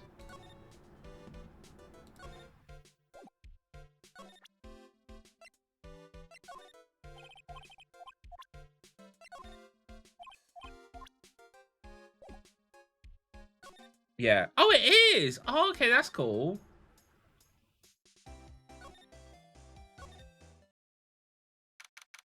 I think so, in anime it's like that. Ah, okay. Miss Andrews is here, but it looks like she's talking with someone. That's Francesca von Karma? Miss von Karma, what are you doing here? Well, you see, I'm his lawyer, so you've got some nerve following me around. Following you? That's you, Miss von Karma. You're the one doing the following. Pals, you're always following after the Mr. Detective with the little beard. Me? Following that scruffy?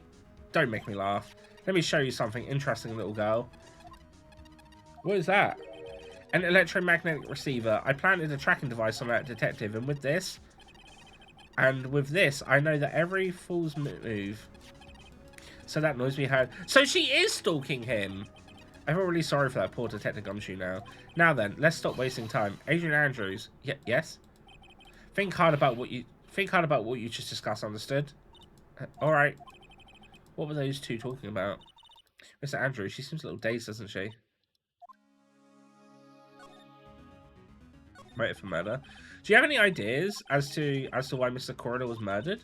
Why would you ask me about such a thing? I'm just doing my job, so do you have any ideas? Of course, there's a fucking lock. Oh, God. Miss Andrews, sorry, but there's nothing more I have to add to this conversation. Yeah, it's a really nice look. Is it a Cyclops, Mr. Nick? Yes, there's going to be more and more of these lately.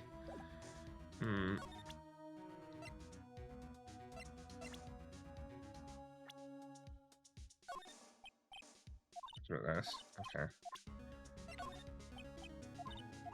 Perfect, yeah, okay. Okay, that's fine. Right, okie. Alright, I think we might have enough just to then talk to her about this. I'm just gonna save the game. Yeah, no, I also quite like it. This, I don't even know what this is technically called that she's wearing. I want to say a sleeveless top. I don't know if she's wearing, if it's a part of a dress or something.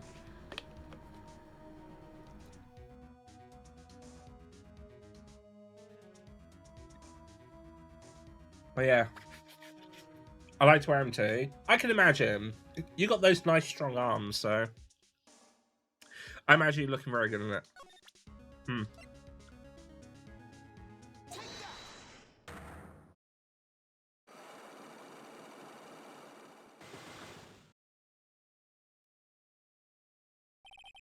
Motive for murder.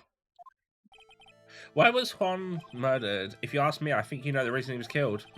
Why are you hiding things? Don't you realise you're putting Mr. Ingar's life in danger by your actions? Why do you ask questions for which I have no answers? The truth is, I was not that close to Mr. Corridor. You were not that close? That's right. I've never been good at being intimate with another person. You're not good at being intimate with another person? Somehow I highly doubt that. Nah, yeah, huh? You and Mr. Corridor had an intimate relationship, did you not? A silly third-rate tabloid article. If you even had half your wits about you, you wouldn't believe such rubbish. Well, it seems quite a few people have already bought into the story. As to be expected in a world filled with crooks and liars. Note to self, stay on the good side. In any case, I despise interpersonal relationships like that. I see. However, what if there was no need? There was a need for you to get close to someone? Me? Need to get close to Miss Corridor? As if there was even such a need. Didn't you get close to her for this person's sake? So it's going to probably be thingy.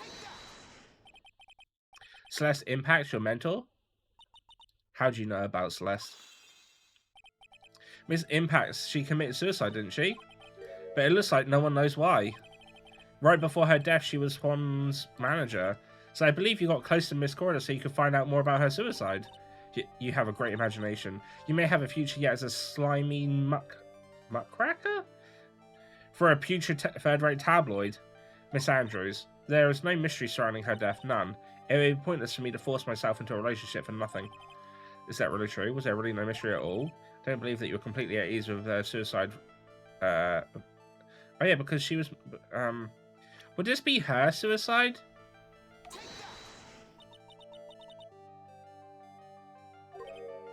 Alright, if you want to advise on... Oh!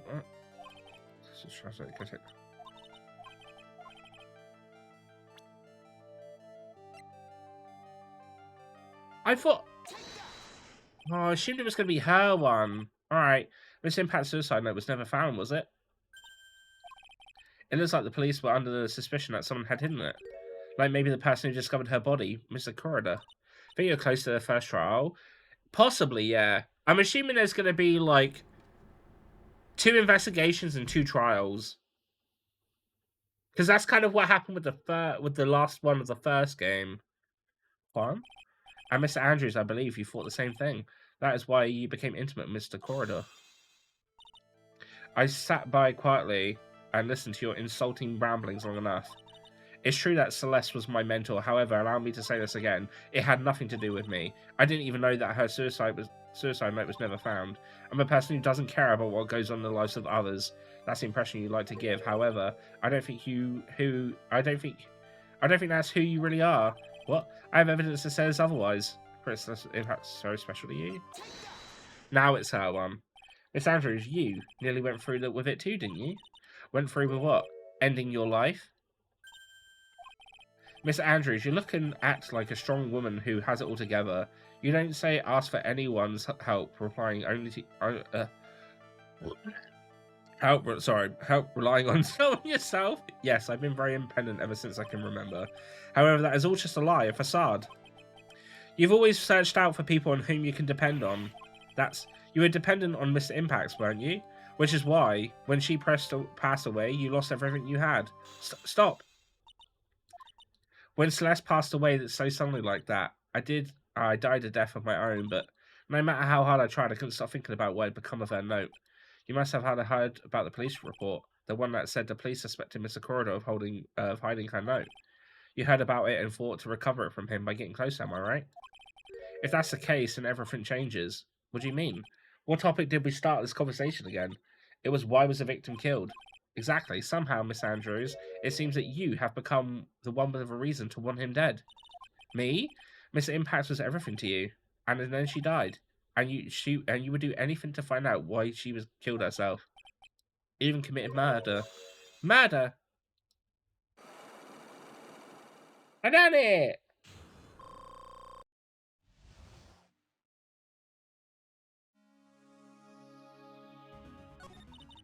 It's true, I'm a woman who can only live in insecurity. I'm physically small and I don't really have a lot of self-confidence. I've pushed against all that though, I've tried to live strongly. I never wanted anyone to find out the truth. Miss Andrews, this one thing is the one thing I wanted to take with me to the grave. It was my secret, mine and mine alone. I'm sorry. You probably think I'm a worthless human being right now, don't you? Please, Miss Andrew, all I want to know is the truth. After Celeste passed away, I heard that someone had hidden her suicide note. And that someone was Juan. Celeste, without her I became scared. Everyone seemed like they were out to get me. She got close to Mr. Corridor to recover her suicide note, correct? Looks like the tabloid report the truth after all, ironic, isn't it? Well, like they say, where there's smoke there's fire. And if there's purposely add fuel to the fire, they keep the celebrity well burning. But as for the suicide note, I didn't and wouldn't kill anyone for it. It just doesn't suit me, that's all. Well, that's enough for now, so I still have work to do, so I understand. Oh, I have one small favour to ask. My attempted suicide, I'd like for you to keep it a secret. Mr. Andrews? If people found out about my weakness, I would sooner choose to die than live. Alright, I understand. We'll keep it a secret. Miss Andrews, I guess she's the overthinking type. She probably never says anything without carefully thinking it through first. Thank you for your discretion. Mr. Nick, can I ask you something? What is it? Miss Andrews has been playing with that card in her hand since a little while back. That card? Yeah, I guess she has. Miss Andrews, what is that card you're holding? Huh? Oh, this? I don't quite know. It just suddenly appeared in my handbag. What is it? It looks like a seashell. That's what it looks like, doesn't it? I honestly don't remember owning this card. I wonder where I picked it up from. I'm not remembering something clearly. Sounds like it would be a rare occurrence. Well, I must be off. I leave Mr. Engard in your capable hands. Oh. Oh, wait a minute. Well, I think we gathered about all we can. What about Miss Maya? Is she alright? Old pals. She looks so worn out by all this. She hasn't slept at all and has been walking all over the place with me today. What's wrong, Mr. Nick? Let's go back to the office for a little while. You're really tired, right? Oh no, I'm okay. Really. I'm fine. I really am. You don't look fine to me.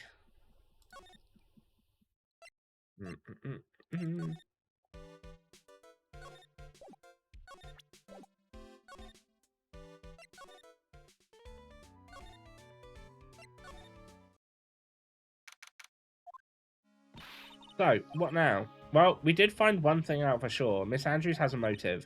You mean Miss Impact's suicide note? That's right, she was also the one to discover the victim's body. Clever. Oh, it's the thing. Ah, Mr. Nick, the transceiver. Hello? Right, Mr. Tanney, you're not answering a phone. Maya, where's Maya? As I promised, I have not gone within a few feet of her this whole time. Phew. Which is why I suppose she's absolutely famished. What? So I suggest you win a quick acquittal, my friend. At any cost, wouldn't you agree?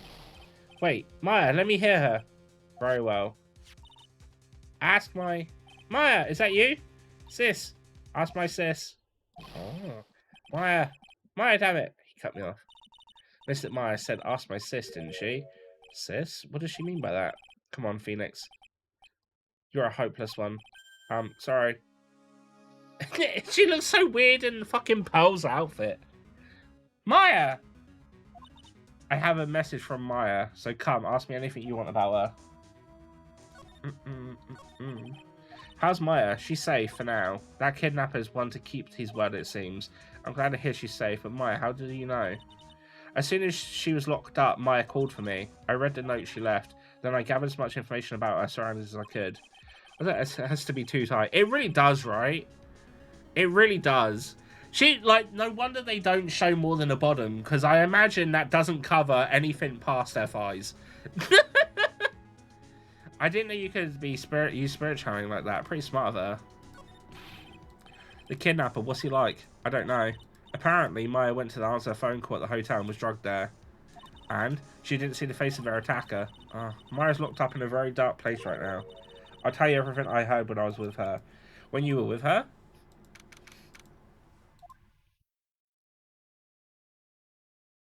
Well, we know the bellboy. He has a like, you can't say you didn't know what he looks like. He literally has a fucking massive long zipper line down his face. That's a pretty unique thing for someone to have. If it's not a zipper, it's a scar. But either way, you can't tell me you forget what that looked like. You're starving. I could really go for some apple pie. I mean, at a time like this, sweets are the only way to go. I have to stay positive. He promised he wasn't going to kill me. I'm not going to die. Sis, I wonder if you're with Nick right now. There's all sorts of things piled up here, but it's too dark to see. What's this? It feels like there are a lot of bottles, glass here. And these, they feel like barrels. I'll pass. Too bad I'm really hungry and not really thirsty. Drat, it's locked. But this door's lock seems easy enough to open. On TV, there's a hero always uses a plastic card or a stiff piece of cardboard.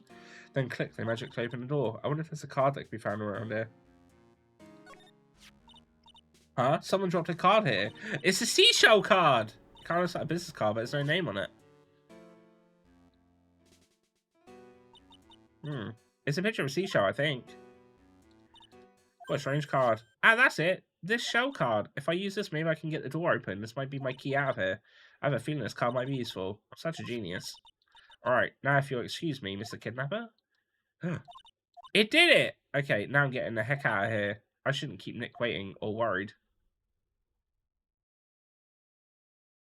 To be continued! Dun dun dun!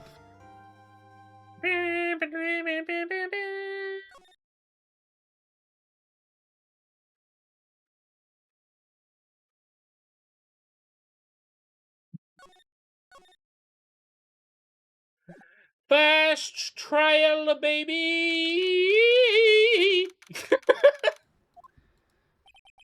Adrian did it. That's what it looks like. Dude, no way. That woman couldn't do anything like that. In court today, there will be a mountain of evidence that will implicate you. A mountain of evidence? I'm certain there is someone out there trying very hard to pin this whole thing on you. Please, Mr. Lawyer. Dude, like I said yesterday, I'm refreshing like a spring breeze, alright? I can't let any sort of scandal ruin that. I understand. Well, it's almost time. Maya, we must get a complete acquittal today. I know, but I can't focus on Maya's situation right now. Or Pearl's either. No matter what, I have to focus on winning this case by the end of the day. Indeed. Well, let's get going. It's him. This is Wright. Good morning. This is it, Mr. Attorney, the day of the trial. Maya, she's unharmed, right? Well, when I checked on her earlier this morning, she seemed a bit, how shall we say it, tired? Don't worry, people don't die that easily. Besides, what you really should be concentrating on is winning today's trial. For my sake as well as yours, you must win today's trial. Which is why I sent you a little present this morning. Present? What in the world would you want to give me? You'll figure it out once the trial starts, and even if you don't like my gift, I expect you to graciously accept it and win the day's contest if you please. Wait. The kidnapper sent me a present? Mr. Lawyer dude, who was that? No one. It has nothing to do with you, so forget you heard anything. Dude, did your nose just get longer? Shut up.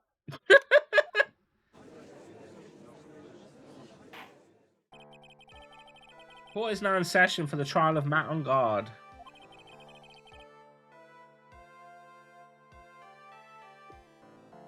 Nom nom nom nom. Are the prosecution and defense ready? It doesn't feel like I've been playing this for nearly 2 hours. I just looked over, I was like, it's 7:30, what the fuck? The defense is ready, Your Honor. I say, Mr. Wright, what happened to Miss Von Karma? I don't know, Your Honor. Why are you getting mad at me? Your Honor, please be quiet, bailiff. Court is in session. If you must tell me something, please keep it brief now. And what is it? Prosecutor Von Karma has... This morning, Miss Von Karma was shot by an unknown gunman. Was that his fucking present? What?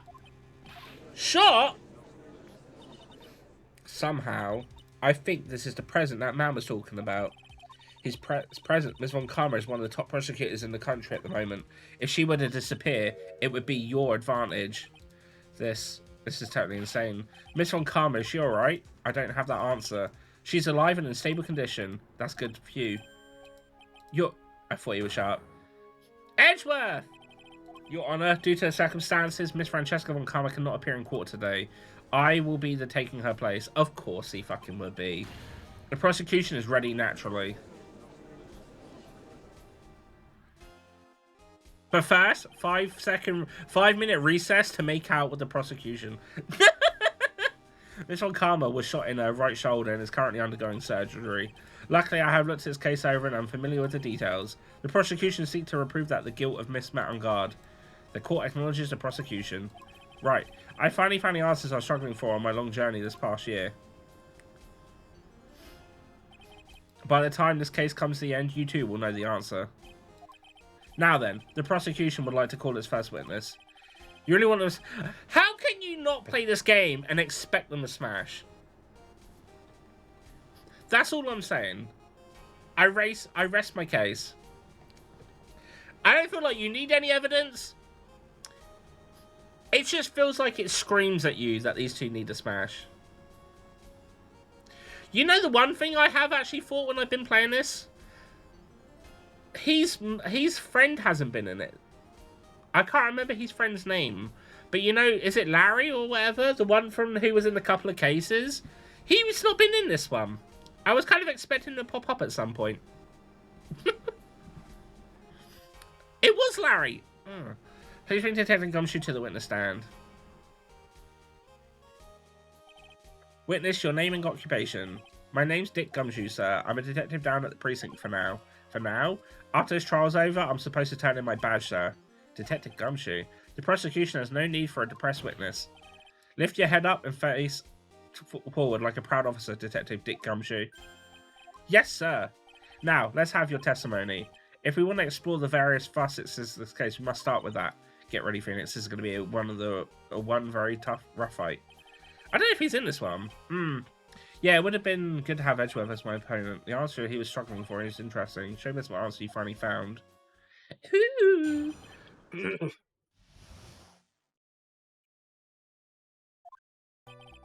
The murder happened after the Hero of Heroes Awards ceremony, sir.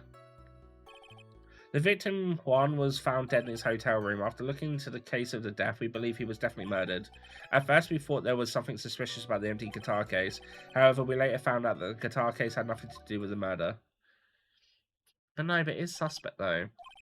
Because you've had the guitar missing, and also the camera. After the award ceremony ended, the victim was alone in his room. Yes, sir. Both the victim and the defendant went alone to their rooms, sir. I see, Mr. Wright. You may begin your cross-examination.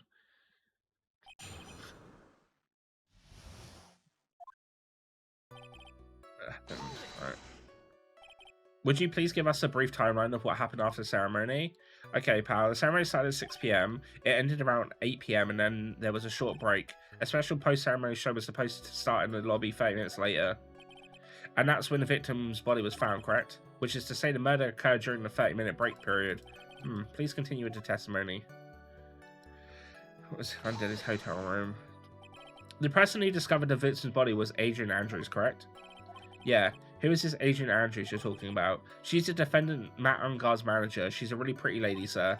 Ah, so she's a pretty lady. I wonder if she will grace us with her presence. Alright, calm down, Judge. When the pro ceremony show was about to start, she went to get Mr. Engard. After visiting his room, she went next to the victim's room to get him from the show. I see, and that's when she found the victim's body. After looking into the case of death, we believe it's definitely murdered.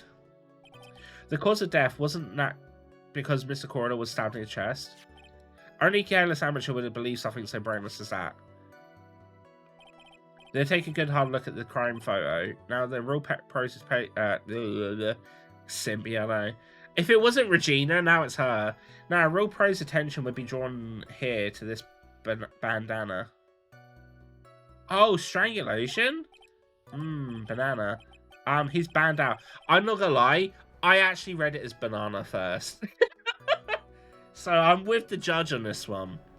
Thing wrapped around tightly around his neck, sir? Ah, yes, I see. He's banana-scented banana. Then what about the knife? It seems to have been stuck in the victim's chest on purpose after his death. We have a crafty murder on our hands here. At first, we thought there was something suspicious about the empty guitar case. And why did you think that? Because it was empty, pal. The ninja doesn't go anywhere without his bright red guitar, and we couldn't find it anywhere at the scene of the crime. Oh, then how about this theory? A fan really wanted the guitar, and he did the crime to get it. How's that? We thought of that too, but the only fingerprints on the guitar case were the victims. Only the victims, huh? I see. So much for my theory, then. But why was it wet? Although it could be because of broken vase. However, we later found the guitar case and nothing to do with the murder. What convinced you it had nothing to do with the case? The guitar wasn't at the Gatewater Hotel that night. Well then, where was it? The bright red guitar was eventually found at a TV studio. The victim, Juan, had apparently only taken the case with him. So you mean he forgot to put the guitar in the case? Yes, sir. Even when he was on the stage for the ceremony, he didn't have his guitar. So that guitar was empty even before he got to the hotel. From the ladies. I felt that should be wetting on the guitar case. God damn. They really had nothing to do with the case after all. I believe that's enough. First, the victim was choked to death with his banana. Then, after the victim was dead, the killer deliberately stabbed him with the knife. Which brings me to my next point. Why then did the police arrest Matt and God? I wonder if maybe the stabbing with the knife was purposely to get the button to plant it on Matt. Because there was a reason enough to suspect him. Here it comes. It's like Edgeworth's back in full swing. Very well, Detective Gumshoe. Please testify about this matter. Yes, sir.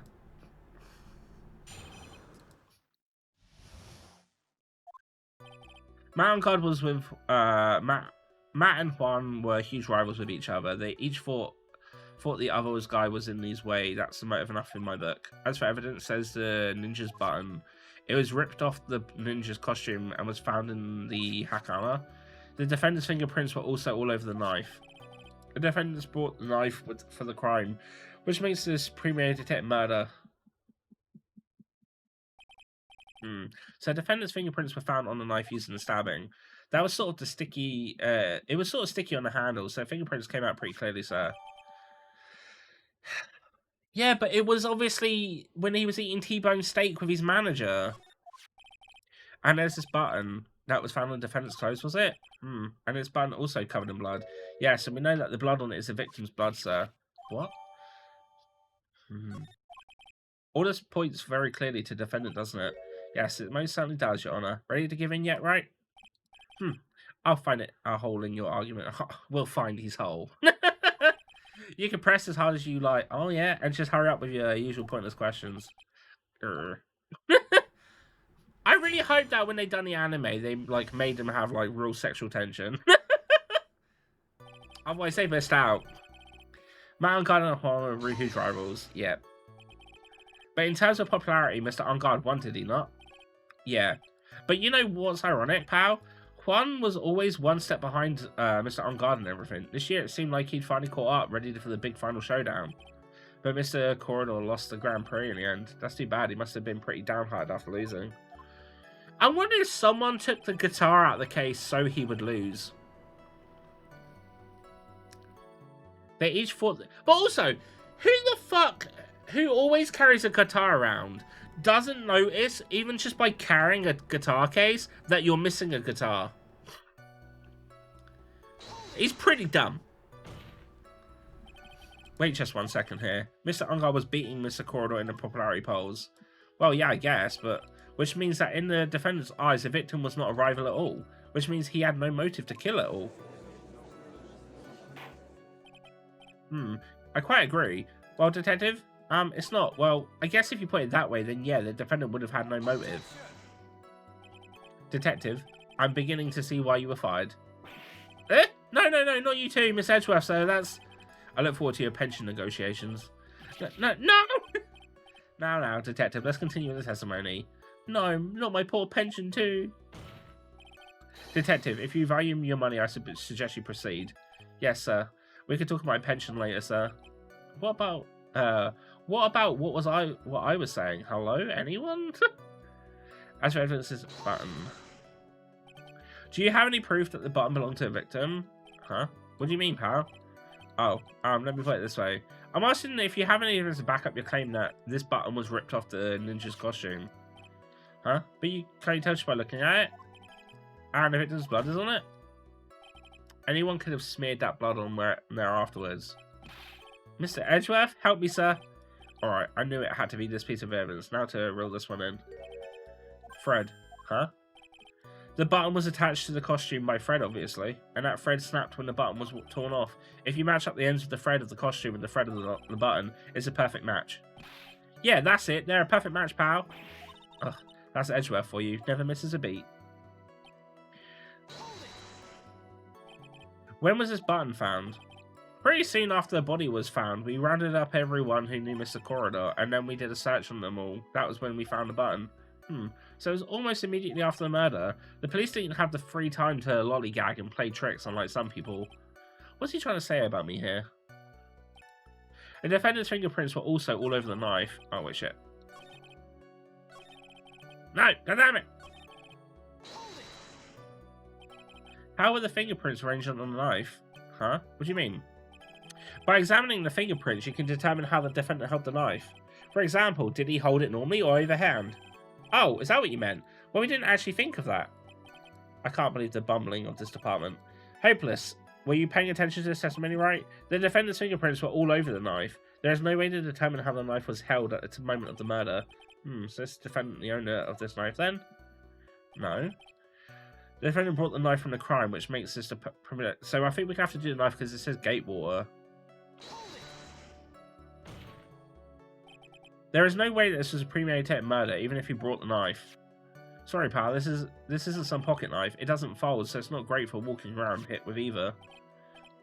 Well, this is not good. If the prosecution proved that it was a premeditated murder, we're done for. Phoenix, yes? There's something very interesting about what the detective just said now. Think carefully before it's too late. I don't know. Be careful if the judge were more rash, he would have already pounded his gavel and closed him with sword or what a trouble. Well, you must find out his weakness. Let's find out. Okay.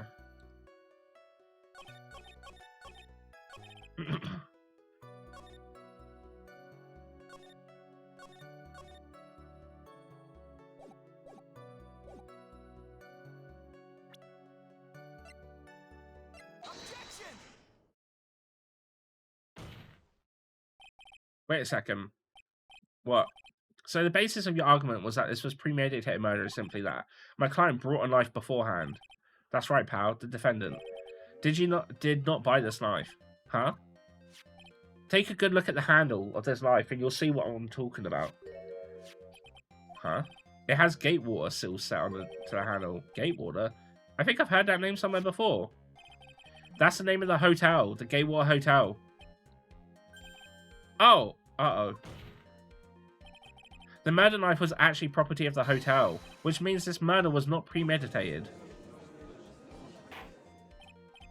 Yes, that is very true. This is a very big... What is it, Mr. Edgeworth? I'm sorry, but the defense is simply too careless. What? I think whether the crime was premeditated or not has already been determined. How so? I admit this knife is hotel property. There's no one currently on the police force that is so dumb enough not to realise this. But I didn't know. Oh. The question is, where did this knife come from? Why, that's obvious. It came from the victim, Mr. Corrider's room. Sorry, Your Honour, but that is incorrect. There was only one plate. The victim ate a last meal before he was murdered. With that being the case, I would draw the court's attention to what is on the top of the table. There's a knife and a fork on the table. Then, where in the world did this knife come from?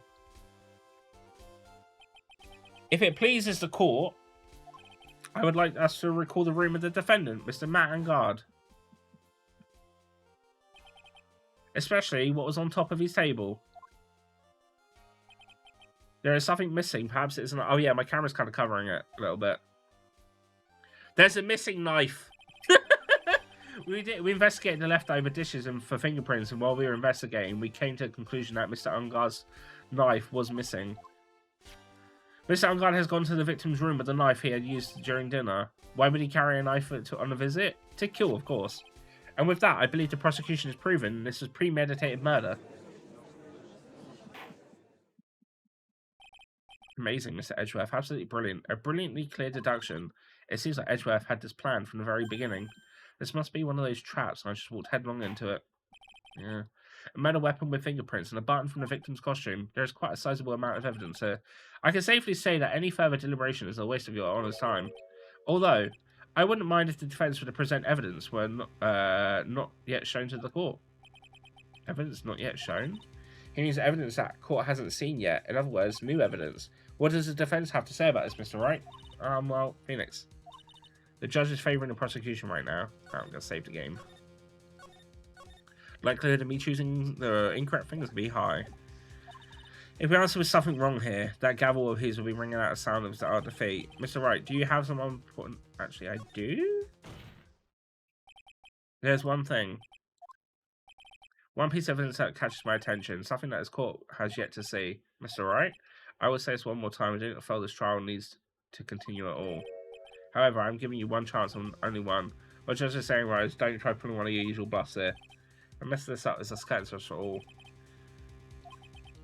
I don't know. What is this important evidence you have?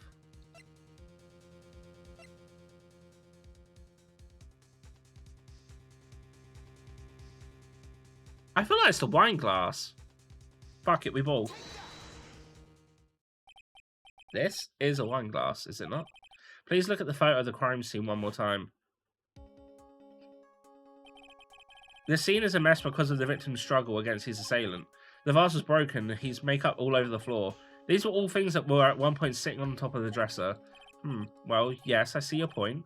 However, this glass that is sitting on the top of the dresser is mysteriously untouched. The only thing that had not fallen over along with everything else is this wine glass. This piece of evidence is more than strange enough to warrant further consideration. Well, what do you all have to say? Ah, well, yes, it is a little peculiar. Yes, isn't it? I thought it was. You can stop looking at me with those puppy dog eyes of yours now. Mr. Edgeworth, what is it, Your Honour? Your opinion?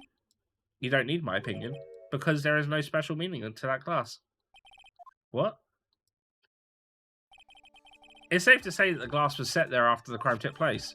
By the person who discovered the body, Adrian Andrews, for example.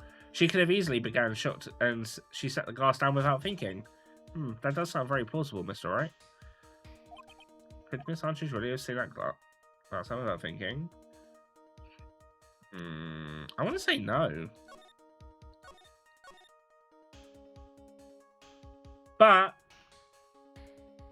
I'm going to take a BRB because ads are about to play. And then we can carry on. I'll see you in a minute.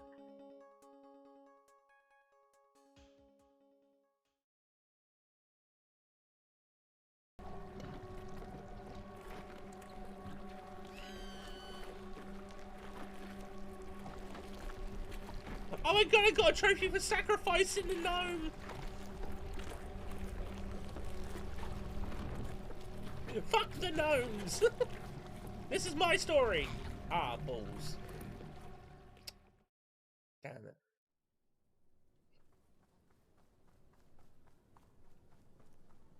Oh no, nah, that's alright.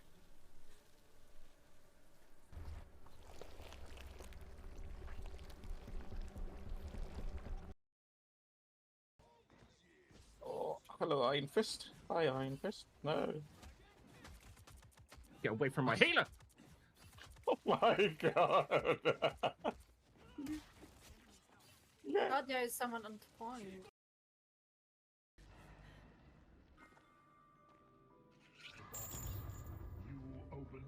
And I came.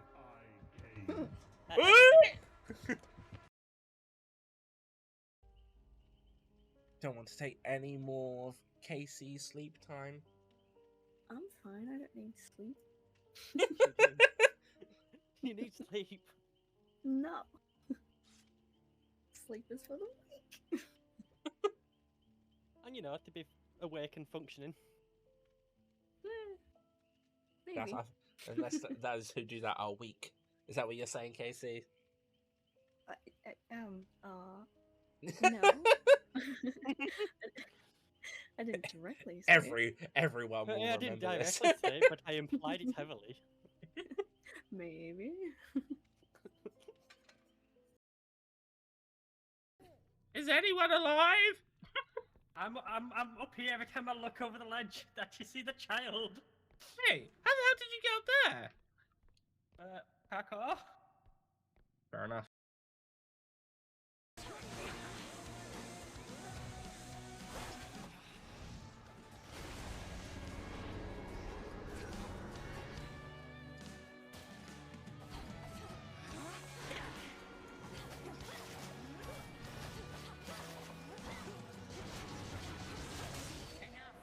Ah! Ha-ha! Get fucked, headmistress! I win! Fought with diligence and with ferocity. But surely there is more for you to learn beyond this threshold. I look forward to it, Headmistress. What about you? Can you not join me? No, I dare not stray too far No. from my bow. No, you beat me! Continue I'm now a sore your loser. I Get shall outta wait your here. Safe return. Thank you, Headmistress. I passed the test. Julio.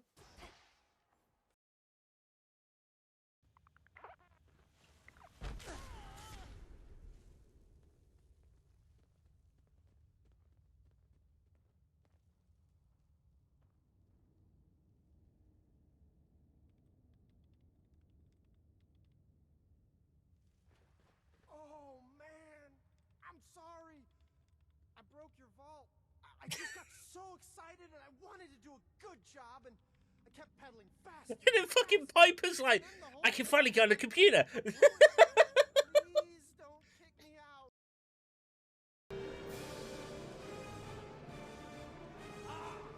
I pressed the wrong fucking button. If I game over now, I swear to God. I've got to do that whole fucking thing again. Oh. I'm ignoring it all. Oh, she's full on hardcore following me. Ah.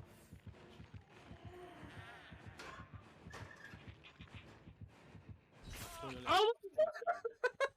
Ah, so I can't believe she takes her so long for that. Ah, this is. Oh wait, yeah, I am recording this. Shit. I'm right near you, Panda. Nearly. Alright, before I jump into it, so I'm gonna have to BRB quickly. Okay. It's Patty's stream now. Not my stream. It's your stream. Yeah, You've been it's here your longer. stream. No. No. I don't want it. No. I don't want it. Nope. I don't want it. Nope. Return, Nope. return to sender. Nope. Wow. Nope. Nope. Block. Block. You can't block. Not with that attitude.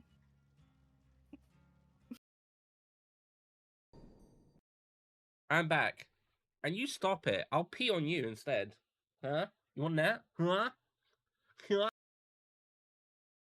If you see him crouch or whatnot. I was watching you. Yeah, you can look. If you.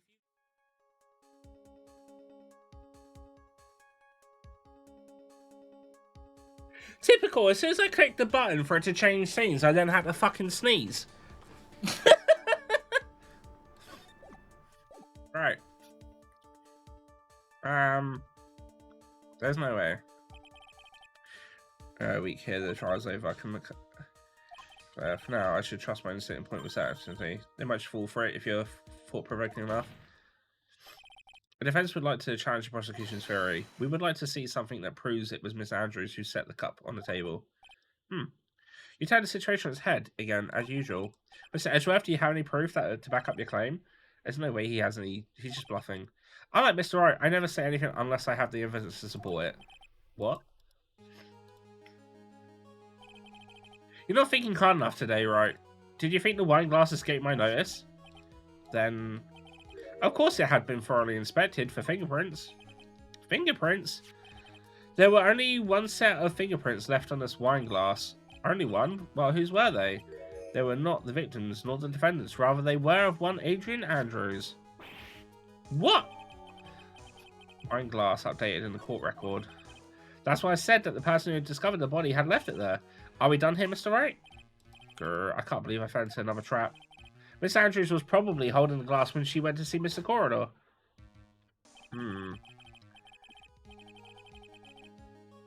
But I thought that it was a glass of tomato juice. Not wine. She wouldn't have just had tomato juice with her. Also, I see now, yeah, it is a top. But upon seeing this dead body, she was stunned and set the glass down on the dresser. Which you said makes a lot of sense.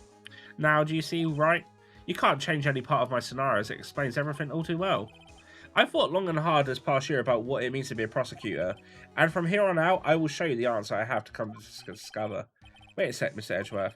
I think the prosecution has provided enough evidence for me to enter my verdict. Unfortunately, I cannot allow you to pass judgment yet. The prosecution is yet another witness we would like the court to hear from. Another witness? Yes. Bailiff, please bring in the next witness. It's the old bag! What in the world is Miss Edgeworth? Wait, what's going on? I'm really stuffy nose now.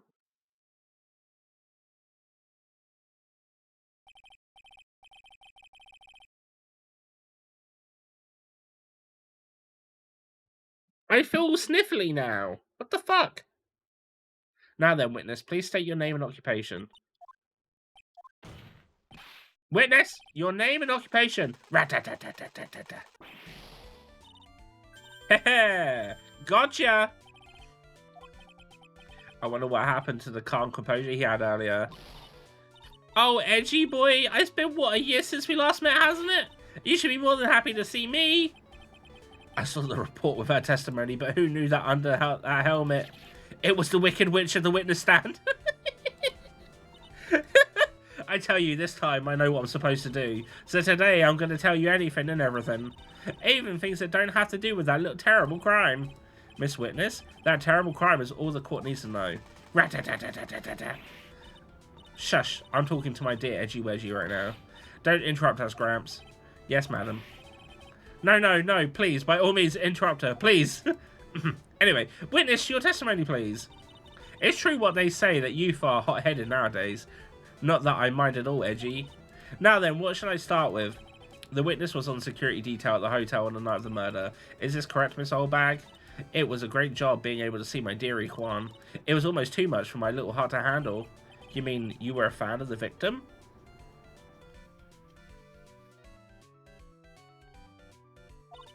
Look, everyone is crazy over that on guard saying he's cute in a fresh way or something. But not me. I wouldn't say anything so silly. After all, I have no interest in a little child like him. I'm not interested in a real man, Juan. But those two were the same age. Anyway, as I was saying, I was pacing in front of that room that night. Very well. Please tell us the court what you witnessed tonight the murder. I know what's going to happen. I'm calling it now. It's going to be the same as the first scenario in the first game. She witnessed the murder, but here we go. It's not actually seeing him because it's someone dressed up in the outfit of the samurai. I'm calling it. It's not going to be that simple as that she saw the person's face. He's going to have the makeup on and the mask. Leave it to me, Edgy Poo.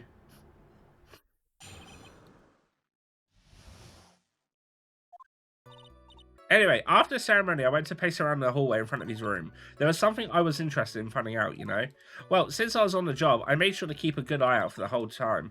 That's when someone showed up. It was a man coming out of poor Juan's room. It was on guard, Matt on guard. He was trying to sneak his way out of Juan's room. So Mr. Engard came out of the victim's room. See, it has to be him. He's a murderer. I see. Well, Mr. Wright, you may begin your cross-examination.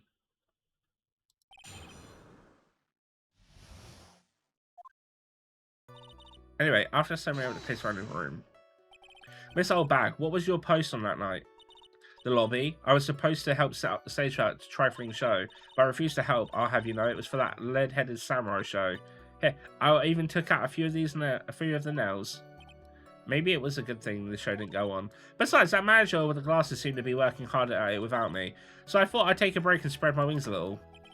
And that's when you went to the hang around the victim's door? There's something I was interested in finding out, you know? Something you were interested in? And just what was that? It's not some little thing. I can't just go around telling everyone, you know? It's top secret between me and Juan. Ah, and Edgy Poo, of course. Mr. Edgeworth, what is this thing she's interested in? I have no idea. I despise gossip, Your Honor. Gossip. But should it prove relevant, we can always have it appended to our testimony later. Looks like we shouldn't force it right now. And didn't witness stay in the vicinity of the victim's door the entire time? Well, since I was on the job, I made sure to keep a good eye out for the whole time. Oh, then would you tell us the number of people who went in and out of Mr. Coleridge's room? I have no idea. I wasn't born, so I couldn't count things for those who didn't pay attention in class. That's why ever since I turned 20, I quit keeping track of how old I really am. Yes, well, that would explain why your age was not included in the report. In any case, the witness then saw someone, correct? That's when I saw someone. It was a man coming out of Juan's room. Who in the world was that? I'm not allowed to say. This sort of information is to be carefully guarded from the masses, Sonny. The man that came out of the Juan's room, he was. Yes, he was. Ah, I'm too scared. I can't say his name out loud. Oh, what I wouldn't give to have Francesco whip right now. True. Well, I guess I can tell you, since he was such a bad boy anyway. It was on guard, Matt on guard. He was trying to sneak his ways out of Juan's room. You saw my client? Are you sure about that? Yes. Really? Annoying brat. When I say I saw someone, I saw that person. When I get a sense of deja vu, maybe to avoid a repeat, I should delve into it a bit further. The person's face. Please tell the court about the man's face in more detail. You don't need me to tell you about his face. That soft, gentle look in his eyes that illuminate effeminate lips. His right eye covered by his silky hair. His sparkling, shining teeth. His teeth were shining? Wow, he's shining all around in this week's pin-up poster, dearie. This week's pin-up? Why do I don't care how he looks in this week's issue. Please stay we saw that night. What? And Guard's face is the same no matter where it is, you know, you whippersnapper. So, Mr. Wright, what is the testimony just now important, relevant, and relevant way? It's very important. Of course it was important, Your Honor. Then perhaps you would like to point out what part of that testimony was important. You don't really have to put it that way to get me to say, Mr. Wright, there's something which more valuable than a person's pride. That is time. Please don't waste his course. Oh, okay. She may not remember things or be mistaken here and there. I don't think she's lying. That's bad for us, really bad. But that's how the human mind is. There's also a tendency to jump off topic. She's strayed onto a few interesting side topics this time too, hasn't she? But that's what makes her a sweet old lady, right? Because you're not the one who has to question her. Yeah. That's it.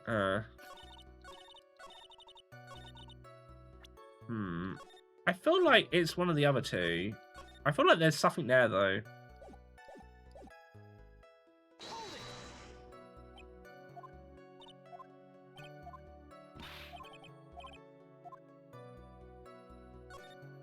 Clothes. We'll call the man's clothes in more detail. What types of man you were at, something like that matters. But it does. No. Oh, yeah, that's the thing. What thing? That gaudy thing you're always wearing, that racing jacket. He was wearing that at a detention center too. That thing meant for nothing but seducing women out of their pantaloons. Men. Pantaloons.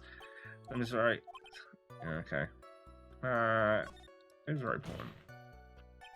What's it's important, Your Honor? Your Honor, I request what the witness said about the jacket and appended to her testimony. I don't quite see where we're going with this, but please, alright, witness. I don't like to badmouth anyone for that reason, but if I must. Wearing his flashy racing jacket, or is this all just for show? Are you sure the defendant was wearing a racing jacket? What do you think? It's not like I've seen him anything other than that horrible thing. I'm sure he was wearing it. She's so sure of herself it was a point of self-absorption. She may not remember things mistaken. Okay. Well, why does that matter?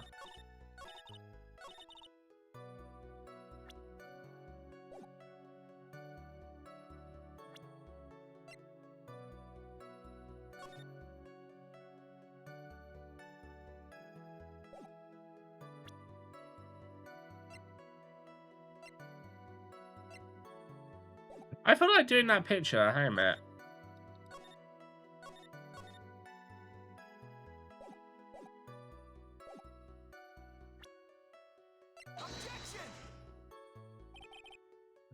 Objection. No, it isn't. Okay, fine. I was curious. I was like, I wondered if I pointed it out, she would have been like, oh, hang on a minute. That's exactly how he looked. I still have a weird feeling that she didn't see his face.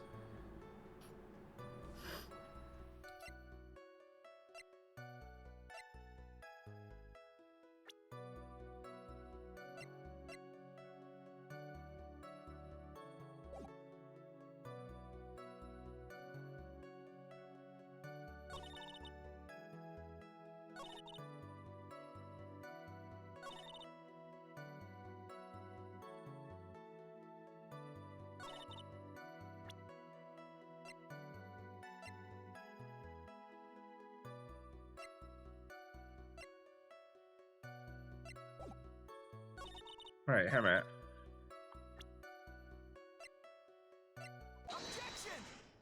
This? This old bag. What? I think I got the right thing. Don't say my name for no reason. Do you know what this is? Ah! It's a button. It's button number 2 on the ninja's costume. Now I know she's an obsessed fan. She's identified it in a simple glance. Give it here. Give it here. If you don't give it to me, I'll punish you with this. Wow. She really is a die-hard fan to want a bun covered in blood. This bun was discovered on Mr. Ungar's body during a full body search. See? This button proves beyond a shadow of a doubt it was that rascal Ungar. It was caught up in the pleats of his nickel samurai hakama pants. See? And then God is the nickel samurai. Witness, now, it may just be me, and I do have an active imagination, but just now, didn't you say that the defendant, Matt on God, was wearing his usual racing jacket? Ah, I'm so sorry. Sorry that you judge people based on what they wear. If I wore the trendiest dress, then maybe... Oh, yeah, she's gonna do her thing. She's gonna spout a lot of shit.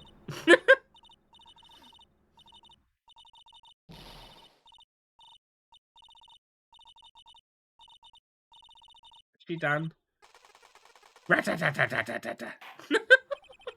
hold your tongue still there for a second. So what you saw in actuality was not Mr. Ungard, the man, but Mr. Ungard, the nickel samurai. But when you think about it, my God, was I right? They're really one and the same anyway. Miss Old Bag, this is a very important point we're talking about. Edgy Poo, do you think so too? Well, it might be something worth considering. Just say it's important and agree with me for a change. Witness, think carefully and try to remember as much as you can before you testify. Alright, if you insist. I should be the one sighing, not you.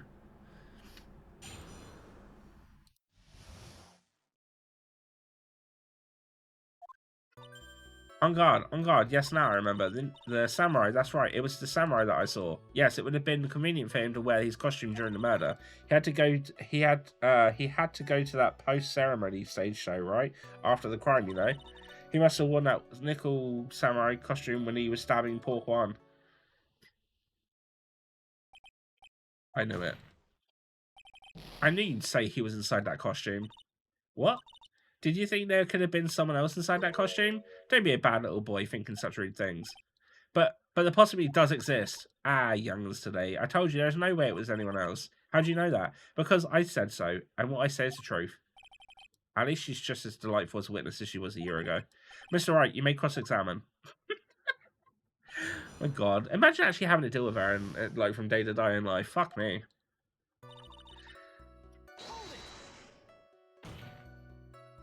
Would you please get on with your testimony? What's your language, young man? What sort of tone is that to date with an elder?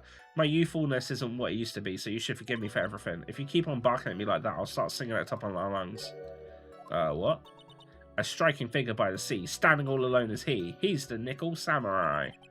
She's actually singing, someone help my poor ears. Mr. Edgeworth, can you please do something about this racket? Witness, I'll give you a piece of gum later if you'd be good to stick to just the facts. Okay! You promise, right? Right, I'll be sending the bill for the chewing gum to your office at a later date. Remind me to send you a thank you note later too.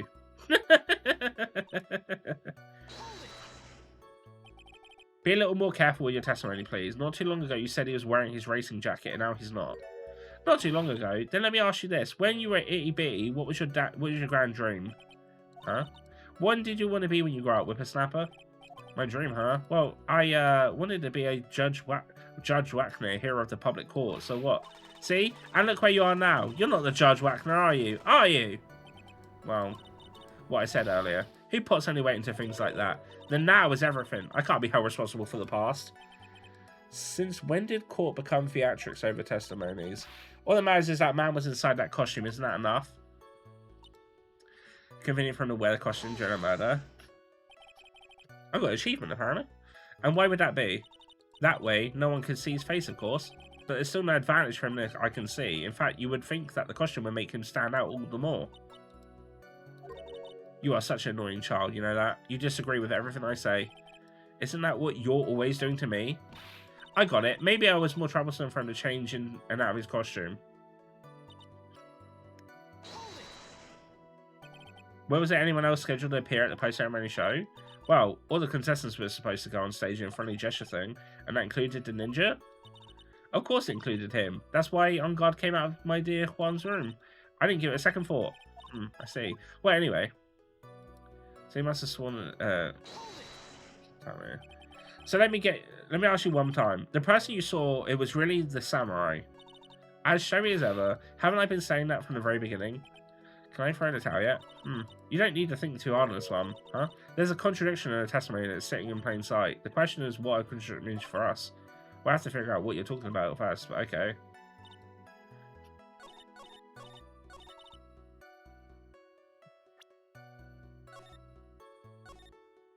I wonder if it's... I don't think I have evidence to prove it, though.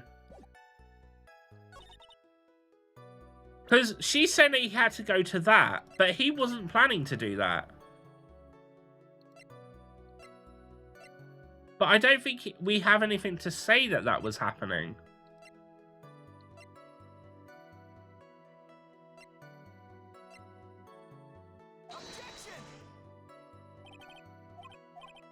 No, it's not. It's not that.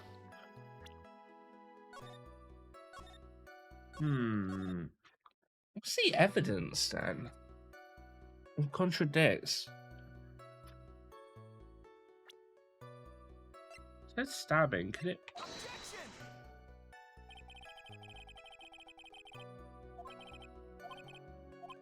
Okay, okay. I thought it might have been because he was technically strangled. Alright, okay.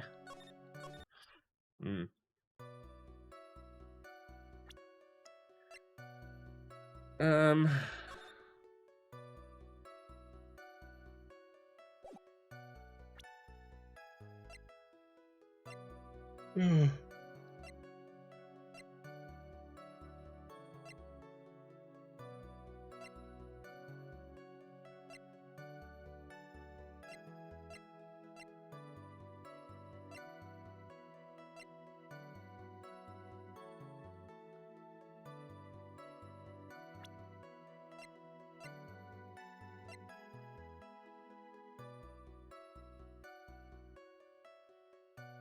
I don't know.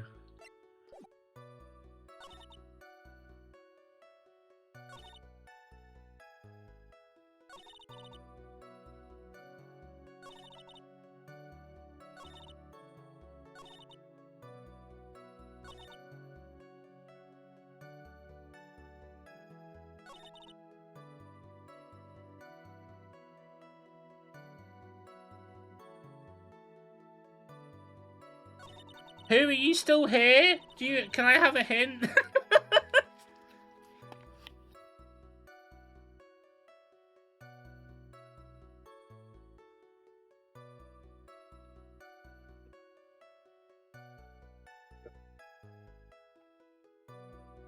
Because I don't know what to do. I'm kind of at a loss. The contradiction that I know is this bit. He had to go to the post-ceremony stage because when we spoke to him, he said that he had no idea that that was happening. But I don't have anything that would show that. The knife in the last one? Okay.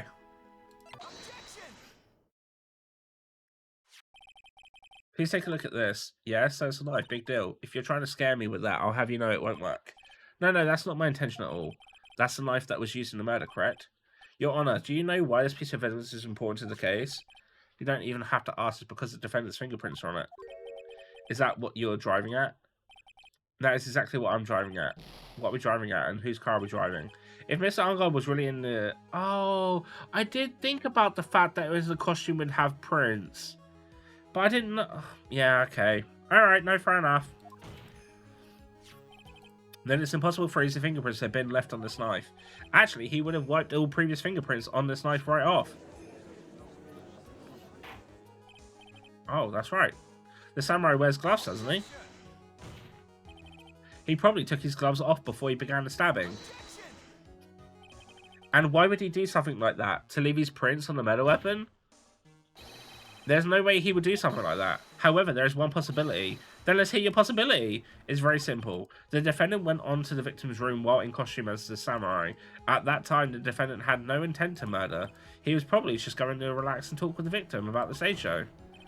Which is why he took his gloves off. But the murder still did take place. It's well known that there was a bad blood between the defendant and the victim. Yes, I have heard that before. Well, Miss Wright, what do you have to say about his theory? It goes like this. When the defendant went to the victim, he had no intention of killing him. That's the point when no problems with his theory.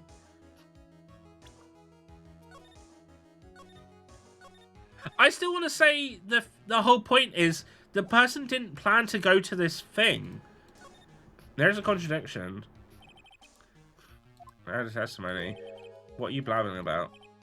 Nothing I was going to say. Let's suppose Mr. Argyle was a killer. If that's the case, I think it's impossible for the killer to have gone into the victim's room without intent.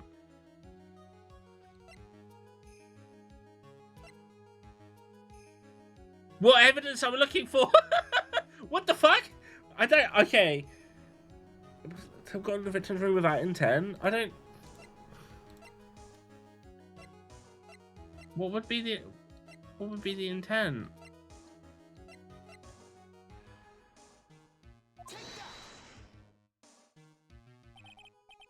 Right, one piece of least value, but with such vigor. God damn it!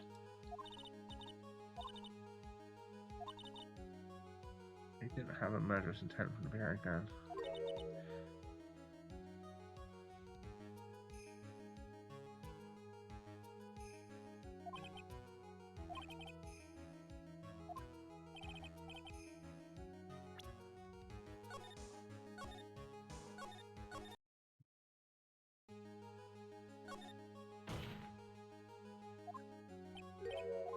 Oh wait, the knife! Why would the knife be there? If he had no intent. This knife, this was used by Mr. On Guard at dinner. Yes, we did establish that. Which means that if my client was in fact the killer, then he brought this knife with him when he went to visit Mr. Corridor, I suppose. However, you just said it yourself. At the time, the defendant held no intent to murder. If that were true, then why would he bring a knife? He wouldn't, would he? Which means, Mr. Edgeworth, your theory was flawed from suspicion 1. That's why I'm here. I thought you were here to look handsome and make us all jealous. I had no clue who. And one more thing. If the murderer was wearing the costume at the time of the murder, then there should be glove marks on the knife. Which means the defendant's fingerprint shouldn't be over like bees on hive. Nah, you didn't. I fucking did. And that brings me to my final point. This knife was planted by the real killer to hide their identity and mislead us. Dun dun dun. Order! Order, I say, order in the court. Was this knife really planted by the killer? Why would the murderer do such a thing? I guess to frame him?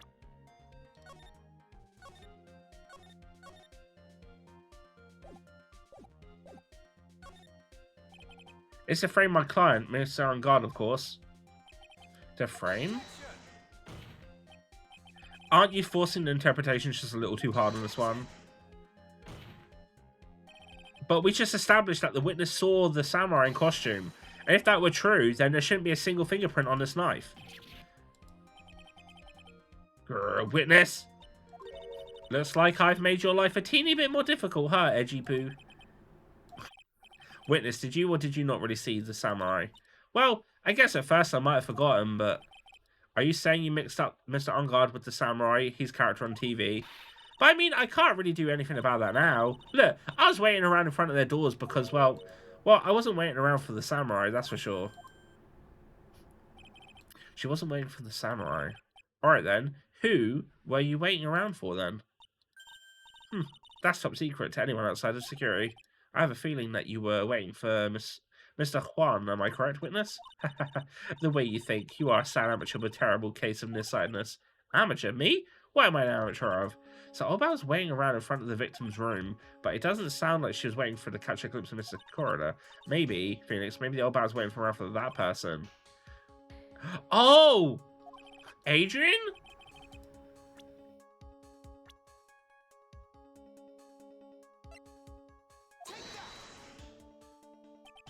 Who is this person? This is Adrian Andrews, Mr. On Guard's manager. But why would the defender's manager be in the victim's room? It seems that this latest rumor is in circulation, Your Honor. Oh, this is... Well, this is... I see. The judge seems to be really into the article, if it can be called such a thing. Then this manager with the initials AA, are you saying it's Adrian Andrews without a doubt? The witness thought so as well. Looks like you found me out. Well, that's fine. I can throw away this whole sworn to confidentiality stuff then. Witness, what in the world are you? Watch out, Phoenix. I've got a bad feeling about this. A very bad feeling. I've got some information, some very secret information from a certain source. So that's why I was doing my own little investigation, in secret, of course. I bet she stole the fucking camera. But what for? Oh, just for myself. Personal reasons and all that. She stole that kid's fucking sticker. I reckon she stole the camera. Well, Mr. Edgeworth, how we proceed from here? I really don't want to do this. However, I cannot simply let this point slide. I see. Very well then, witness. Please testify about this secret information. Get ready. This is going to take the wind out of your young'uns. I'm sure we're all capable of handling this. Really, it's not like we're 10 years old.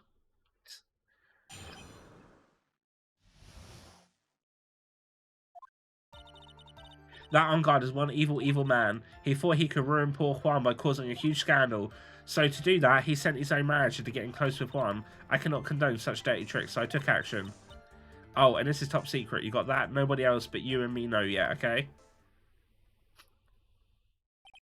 The defendant sent his manager? What a distasteful topic for this court. What? Nobody's above gossip. And isn't there a saying the truth is never pleasant? Never heard of that one before. Mr. Edgeworth, what about this Asian person?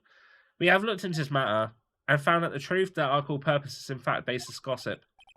But should this be true, then this proves that the defendant did bear ill will towards the victim. So this means I have to smash this rumour once and for all.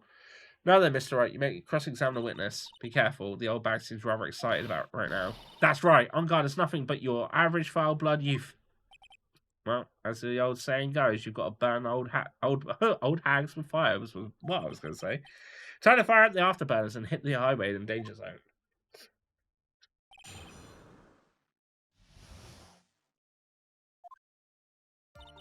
That on guard is one evil, evil man. He thought he could... Oh, wait, shit. We're cross-examining, I forgot. You can't say stuff like this without proof. That's just slander. But it's true. That woman was just getting intimate with Paul Juan. Look, it says so right here, doesn't it? Manager to the stars, Miss A.A. But that name of the magazine this came from is Gossip Land. What? Are you saying that gossip is all just a pack of lies? What do you know? I suppose next you'll say that to me that news is 100% truth. Honestly, Sonny, you can't discriminate between the news and gossip. Yes, discrimination is bad, Mr. Wright. Discriminate? What did I do? Something like that? Anyway, on guard will never get me to say touche. He thought he could ruin poor Juan's by accusing a huge scandal. A scandal? What do you mean by that? You're a dim-witted one, aren't you? I can't believe you don't know what a scandal is. Honestly, what are they teaching kids in middle school these days? No. I wasn't asking what the word scandal means. Even I know that much. Well, that on guard thought he could own a monopoly on popularity. So to do that, he sent his own manager to get close with Juan. You don't have any proof that Mr. Ongard did any such thing. You must be suffering from shock, the shock of hearing the truth. And now, since you're in so much shock, you can't do anything right. You're right, I can't do anything. But boy, do I wish I could do something about you. Alright then, Sonny, show me what you've got. Can you show me proof that Ongard didn't bear any ill will? I'm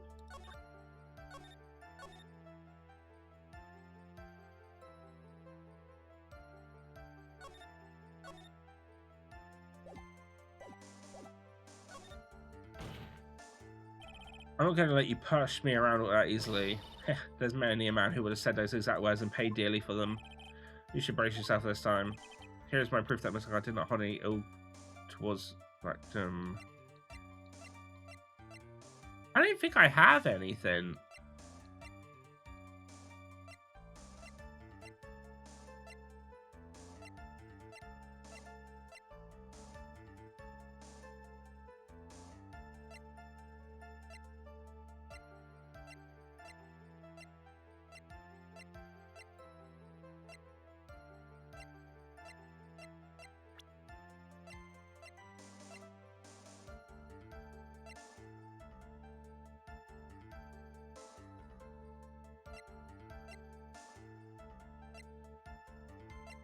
I think I've chosen the wrong thing. I think I don't have evidence to prove that.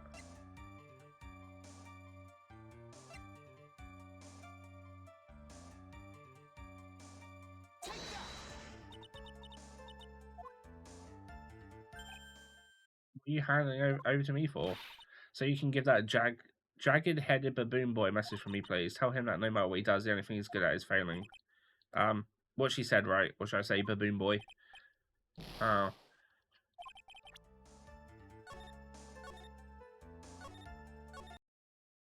Maybe there isn't any evidence then. I don't have anything to offer. See? It's just as I thought. And you were lecturing me without saying things without proof. You're just giving me a free pass to say whatever I want whenever I want, silly boy. Big mouth.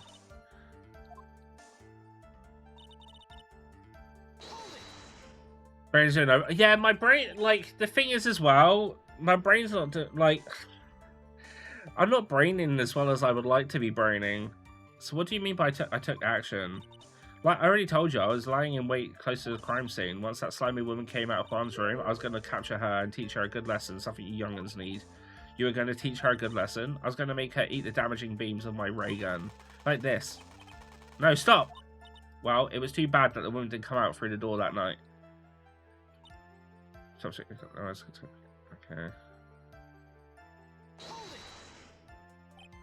Wait.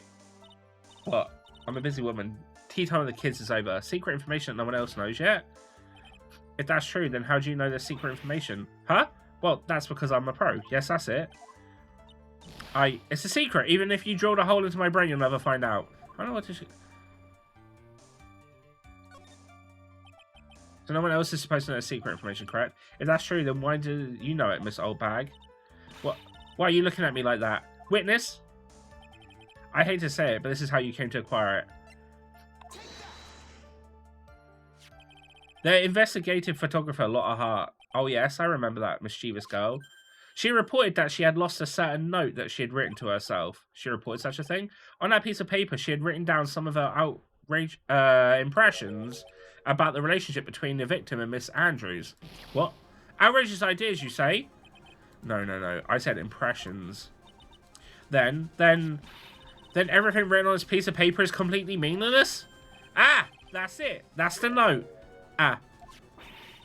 No, you see, this is something completely different. This is my top secret list of groceries to buy. Then you are the one who took Mrs. Hart's note. I'm a huge fan of Juan's, that's why. That infamous puffy-head whippersnapper. She's working with that evil on guard. She said so herself. On guard, I'm his sidekick. She was so happy, smiling like a silly duck. I was only checking what she had written. Edgy Poo, you believe me, don't you? I was only trying to help out like the angel I am. It's only that little piece of paper. I've never taken anything else before. You really should come with a supply of cheese to match your vintage wine. Oh! What a line. Well, it's only a piece of paper. I suppose we can overlook this just once. She looks like she's really sorry. Should I forgive her? Pile on more pressure. If I let up on now, she'll get away. I have to find some way to inflict a deafening blow to her prosecution. Witness, you said that the only thing you stole was that note. Is that correct? Stole? Why don't you listen more carefully, you annoying brat? I saved this piece of paper from a terrible lonely trash can, that's all. You're lying, damn it, and I can prove it. Are you putting my credibility under scrutiny again? Miss Oldbag, I don't believe that the note is anything you stole.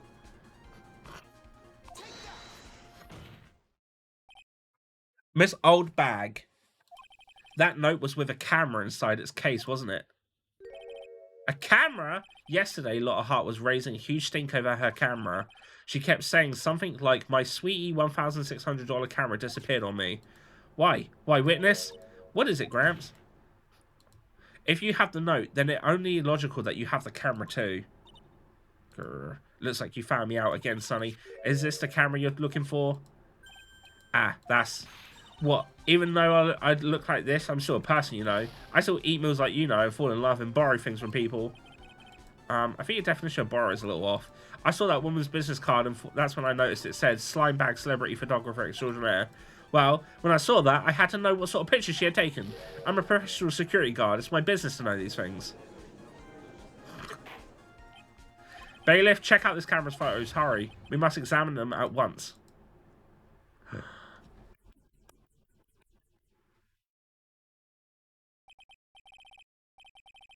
Well, Mr. Edgeworth, what do I have?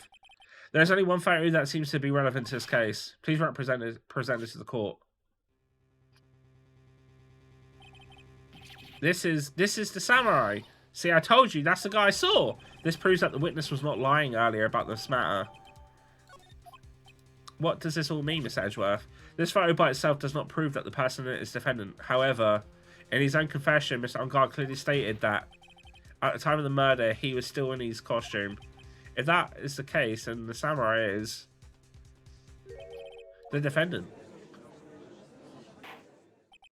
How did it come to this? I just think if it brings us to the end, we have examined every piece of evidence thoroughly. Final comments, Mr. Wright. The court will consider them before we close. Do you agree with this photo's deciphered evidence against your client? No. If this photo really is decisive, then we're done for. But if I raise an objection here and blow it, then I would put Maya's life in jeopardy. Can't make the mistake here. There's only one road out of this mess. Oh, that lot it took.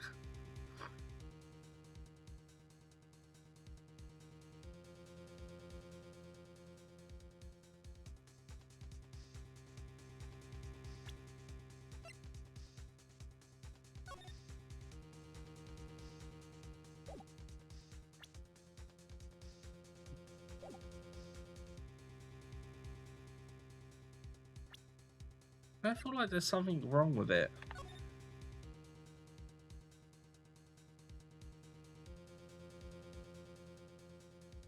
You can get game. Oh, no pressure then, who, right? No pressure.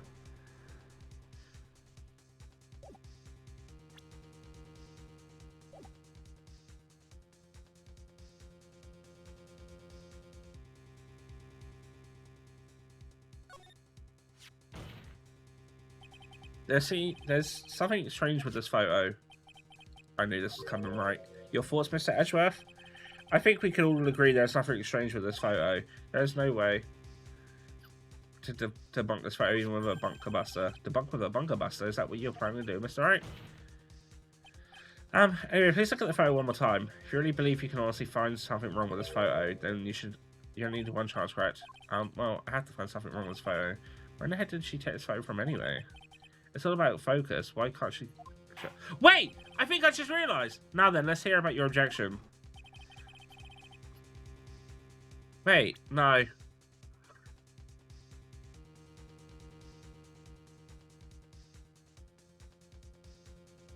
For a minute, I thought it was on the other side. Is it that there's no name on the thing?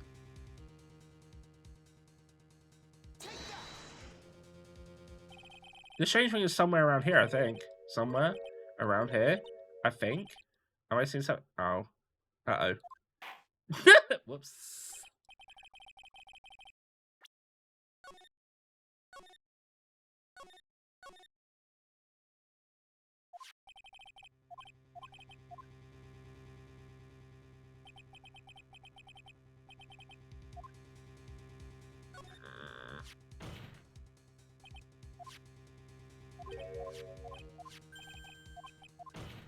Is it that you can't see the arm, who?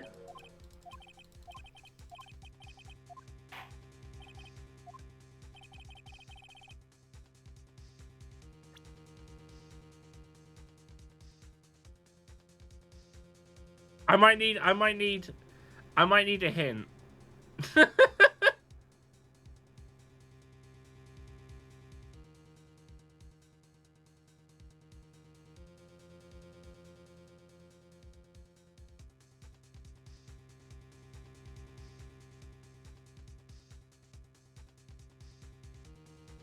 Costume is wrong in one way.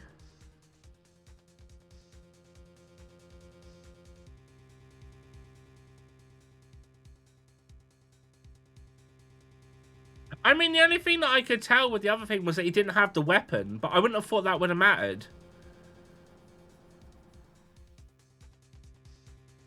Oh, wait. Is it the trouser leg length? I would like to direct the court's attention to just one area right here. What are you pointing at? His ankles? If you can see this person's ankles, that would be one thing. However, you can't. And what does that mean? The costume person in this photo could not have been Mr. On Guard. What is the meaning of this? I wonder if you would care to elaborate with actual facts, that is. Let's take a look at the Nickel Samurai's poster. Oh, so I was right looking at that picture. Please pay particular attention to the ankle around the bottom of the hakama. He's socks. You can see socks. Exactly. However, in this photo, the samurai is clearly holding his hakama up to walk. There's only one explanation for this. The person inside this costume is clearly much shorter than the defendant. Or think I've turned things around for myself this time. That's curious. Huh? What is? Edgeworth is unusually calm today. That's true. He's just letting the trial run itself as if he's only along for the role. Or along for the ride? What do you mean by that? I can only guess that perhaps he doesn't feel under attack at all. He doesn't feel under attack? Then I haven't damaged his case at all? Mr. Edgeworth, where does this leave us? If the person's foe is not Vanguard, then everything the prosecution is trying to prove has become meaningless.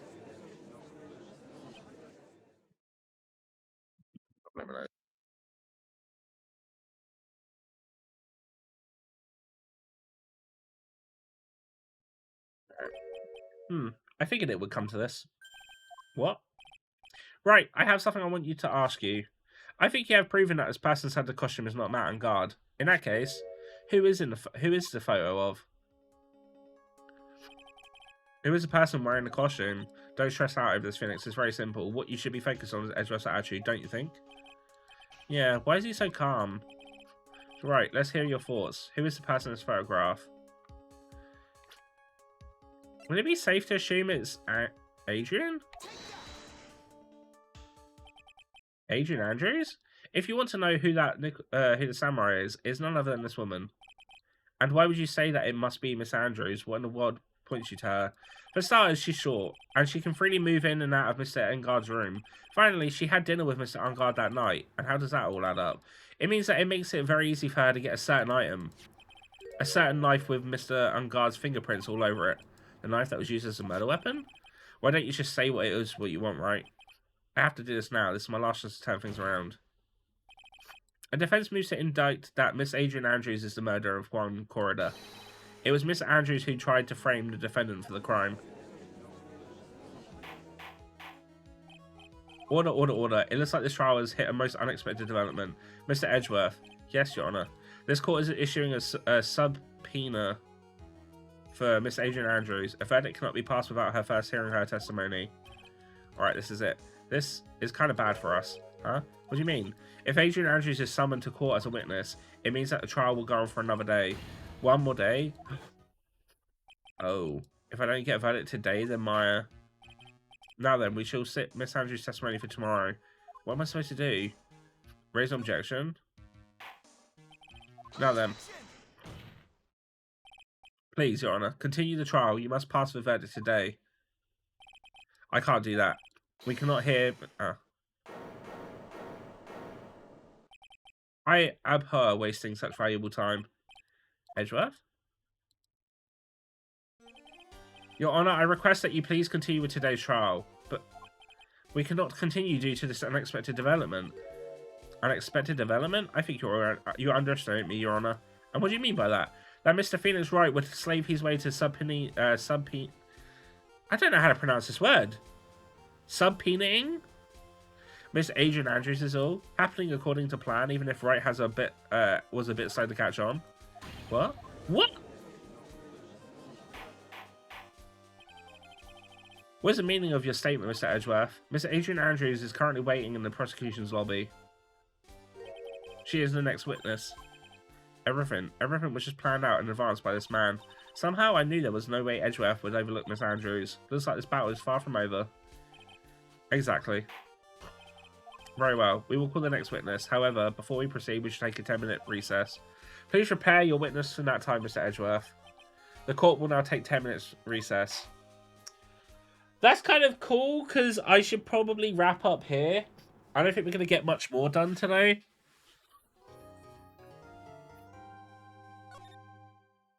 So this is a good point to save it.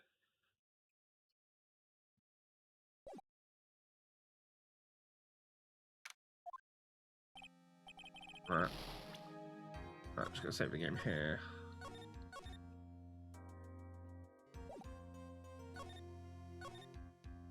Yeah, because I don't plan to go past 9, and I feel like that's kind of a good point to stop and not have to get too further in, you know. Right. Let's move over to this screen. Bam, bam, bam, bam, bam.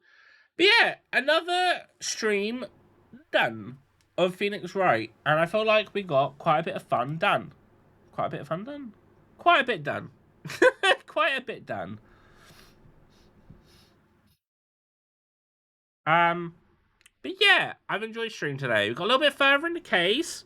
So tomorrow when we play this, we can carry on with the second part of the trial, which should be interesting. And yeah.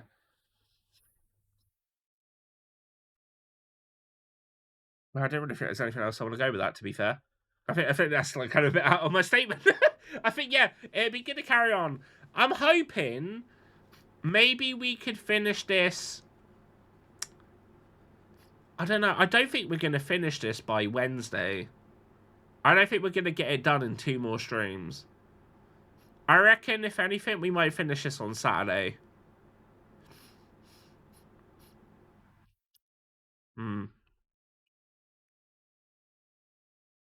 So, yeah. We'll see. But yes, I will be back tomorrow. I'm not going to raid anyone. I'm just going to wrap up because I don't really have the energy to raid anyone, unfortunately. But it's okay. But yeah, I'm going to just wrap up stream and I'm going to go relax. But I appreciate you all for coming in, keeping me company. Thank you again, Who, for raiding me. If you haven't, you should go check out Who because he's amazing. He's incredible. And he's always worth the time. I think he saw me. But I think he saw me. I will be back tomorrow. Like I've put in the thing, it'll either be a 4:30 stream, or if I have to do overtime, it'll be 6 o'clock. So like what we done today. But yes, I hope you all have a lovely rest of your evening, a great day, and a great Tuesday morning. And I will see you tomorrow.